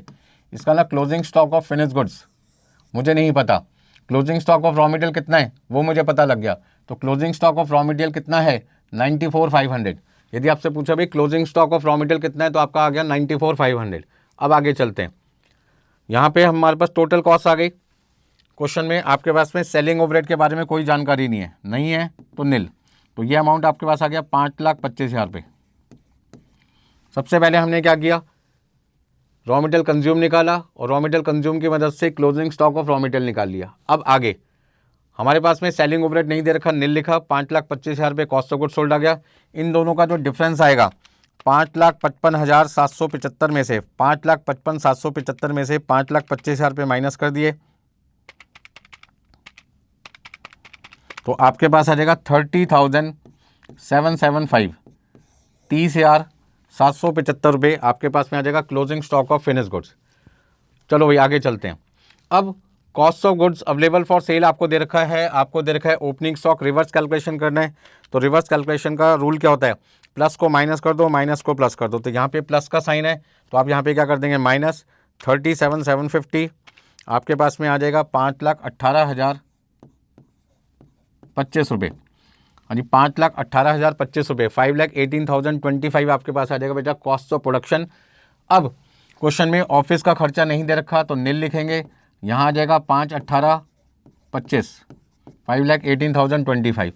अब इन तीनों के टोटल में से इसको माइनस कर दो, 397,750 प्लस 148,167 प्लस 40,000, इन तीनों का टोटल आपके पास में आ जाएगा 5,85,917 और इसमें से 5,18,025 माइनस किया तो 67,892 आपका बैलेंसिंग फिगर आ जाएगा WIP का। तो ये बेटा इस क्वेश्चन में यदि आपसे कोई पूछे opening stock of finish goods कितना है तो आप कहोगे sir opening stock of finish goods हमारे पास है 37,750। यदि इस क्वेश्चन में कोई आपसे पूछे कि sir closing stock of raw material कितना है तो 94,500। Sir closing stock of WIP कितना है 67,892। Sir closing stock of finish goods कितना है 30,775। और सर इनडायरेक्ट मैन्युफैक्चरिंग कॉस्ट जिसको फैक्ट्री ओवरहेड कहते हैं वो कितना है तो आपका आएगा 1,48,167। तो आप एक बार इस क्वेश्चन को ध्यान से समझिए। इस क्वेश्चन के अंदर आपके लिए एक नया पॉइंट था, इनडायरेक्ट मैन्युफैक्चरिंग कॉस्ट जिसको हम कहते हैं फैक्ट्री ओवरहेड, वो था 40% of conversion cost. Conversion cost किसके बराबर होता है, labour cost plus direct expense plus factory overhead, मतलब वो खर्चा जो रॉ मटेरियल खरीदने के बाद किया जाता है, रॉ मटेरियल की कॉस्ट को शामिल नहीं करते कन्वर्जन कॉस्ट में। ध्यान रखना भैया, गलती ना हो जाए आपसे एग्जाम में, ठीक है ना। बाद में आप कहोगे सर हमसे गलती हो गई माफ़ कर दो, माफ़ मैं नहीं करूँगा, इंस्टीट्यूट माफ़ करेगा, एक अटेम्प्ट आपका एक्स्ट्रा लगवा के। अगली बात सर इस वर्क के नोट से हमारे पास फैक्ट्री ओवरहेड आ गए, हमने फैक्ट्री ओवरहेड का अमाउंट लिखा, जो इन्फॉर्मेशन क्वेश्चन में दे रखी थी वो लिखी। सबसे पहले हमने क्या किया, प्राइम कॉस्ट में से लेबर कॉस्ट माइनस किया, हमारे पास आ गया रॉ मटेरियल कंज्यूम। और यहाँ पे opening plus purchase minus closing equal to raw material consume वाली इक्वेशन से हमने क्लोजिंग स्टॉक की वैल्यू निकाली रॉ मटेरियल की 94,500। देन उसके बाद हमने क्या किया, हमारे पास cost of goods available for sale दे रखा और कॉस्ट ऑफ गुड्स सोल्ड हमने निकाल लिया रिवर्स कैलकुलेशन से। तो हमारे पास में 30,775 का closing stock of finish good balancing figure आ गया। और उसके बाद रिवर्स कैलकुलेशन की मदद से लास्ट पॉइंट आपके पास था WIP, क्योंकि वो सेंटर में आ रहा है, बीच में आ रहा है, तो आपको ऊपर से भी चलना पड़ेगा, नीचे से भी कैलकुलेशन करनी पड़ेगी और लास्ट में आपके पास 67,892 आ जाएगा। बस ये ध्यान रखना है जब आप रिवर्स कैलकुलेशन करते हैं तो जिन चीज़ों को बेटा प्लस कर रहे थे उनको माइनस करना है, माइनस वाली चीज़ों को आपने प्लस करना है। तो आज की क्लास में हमने करीब 6 क्वेश्चन कर लिए। पहला क्वेश्चन हमने किया 11, फिर किया 10, फिर किया 13, ठीक है ना। और उसके बाद हमने किया क्वेश्चन नंबर 19, 20 एंड 18। तो अगली क्लास में और बढ़िया बढ़िया क्वेश्चंस मैं आपके लिए लेके आऊँगा, कहीं आपको जाने की जरूरत नहीं है। इन सारे क्वेश्चंस की 3 से 4 बार प्रैक्टिस कीजिए, क्योंकि जो कॉस्ट शीट है वो ABC एनालिसिस में A कैटेगरी में आता है।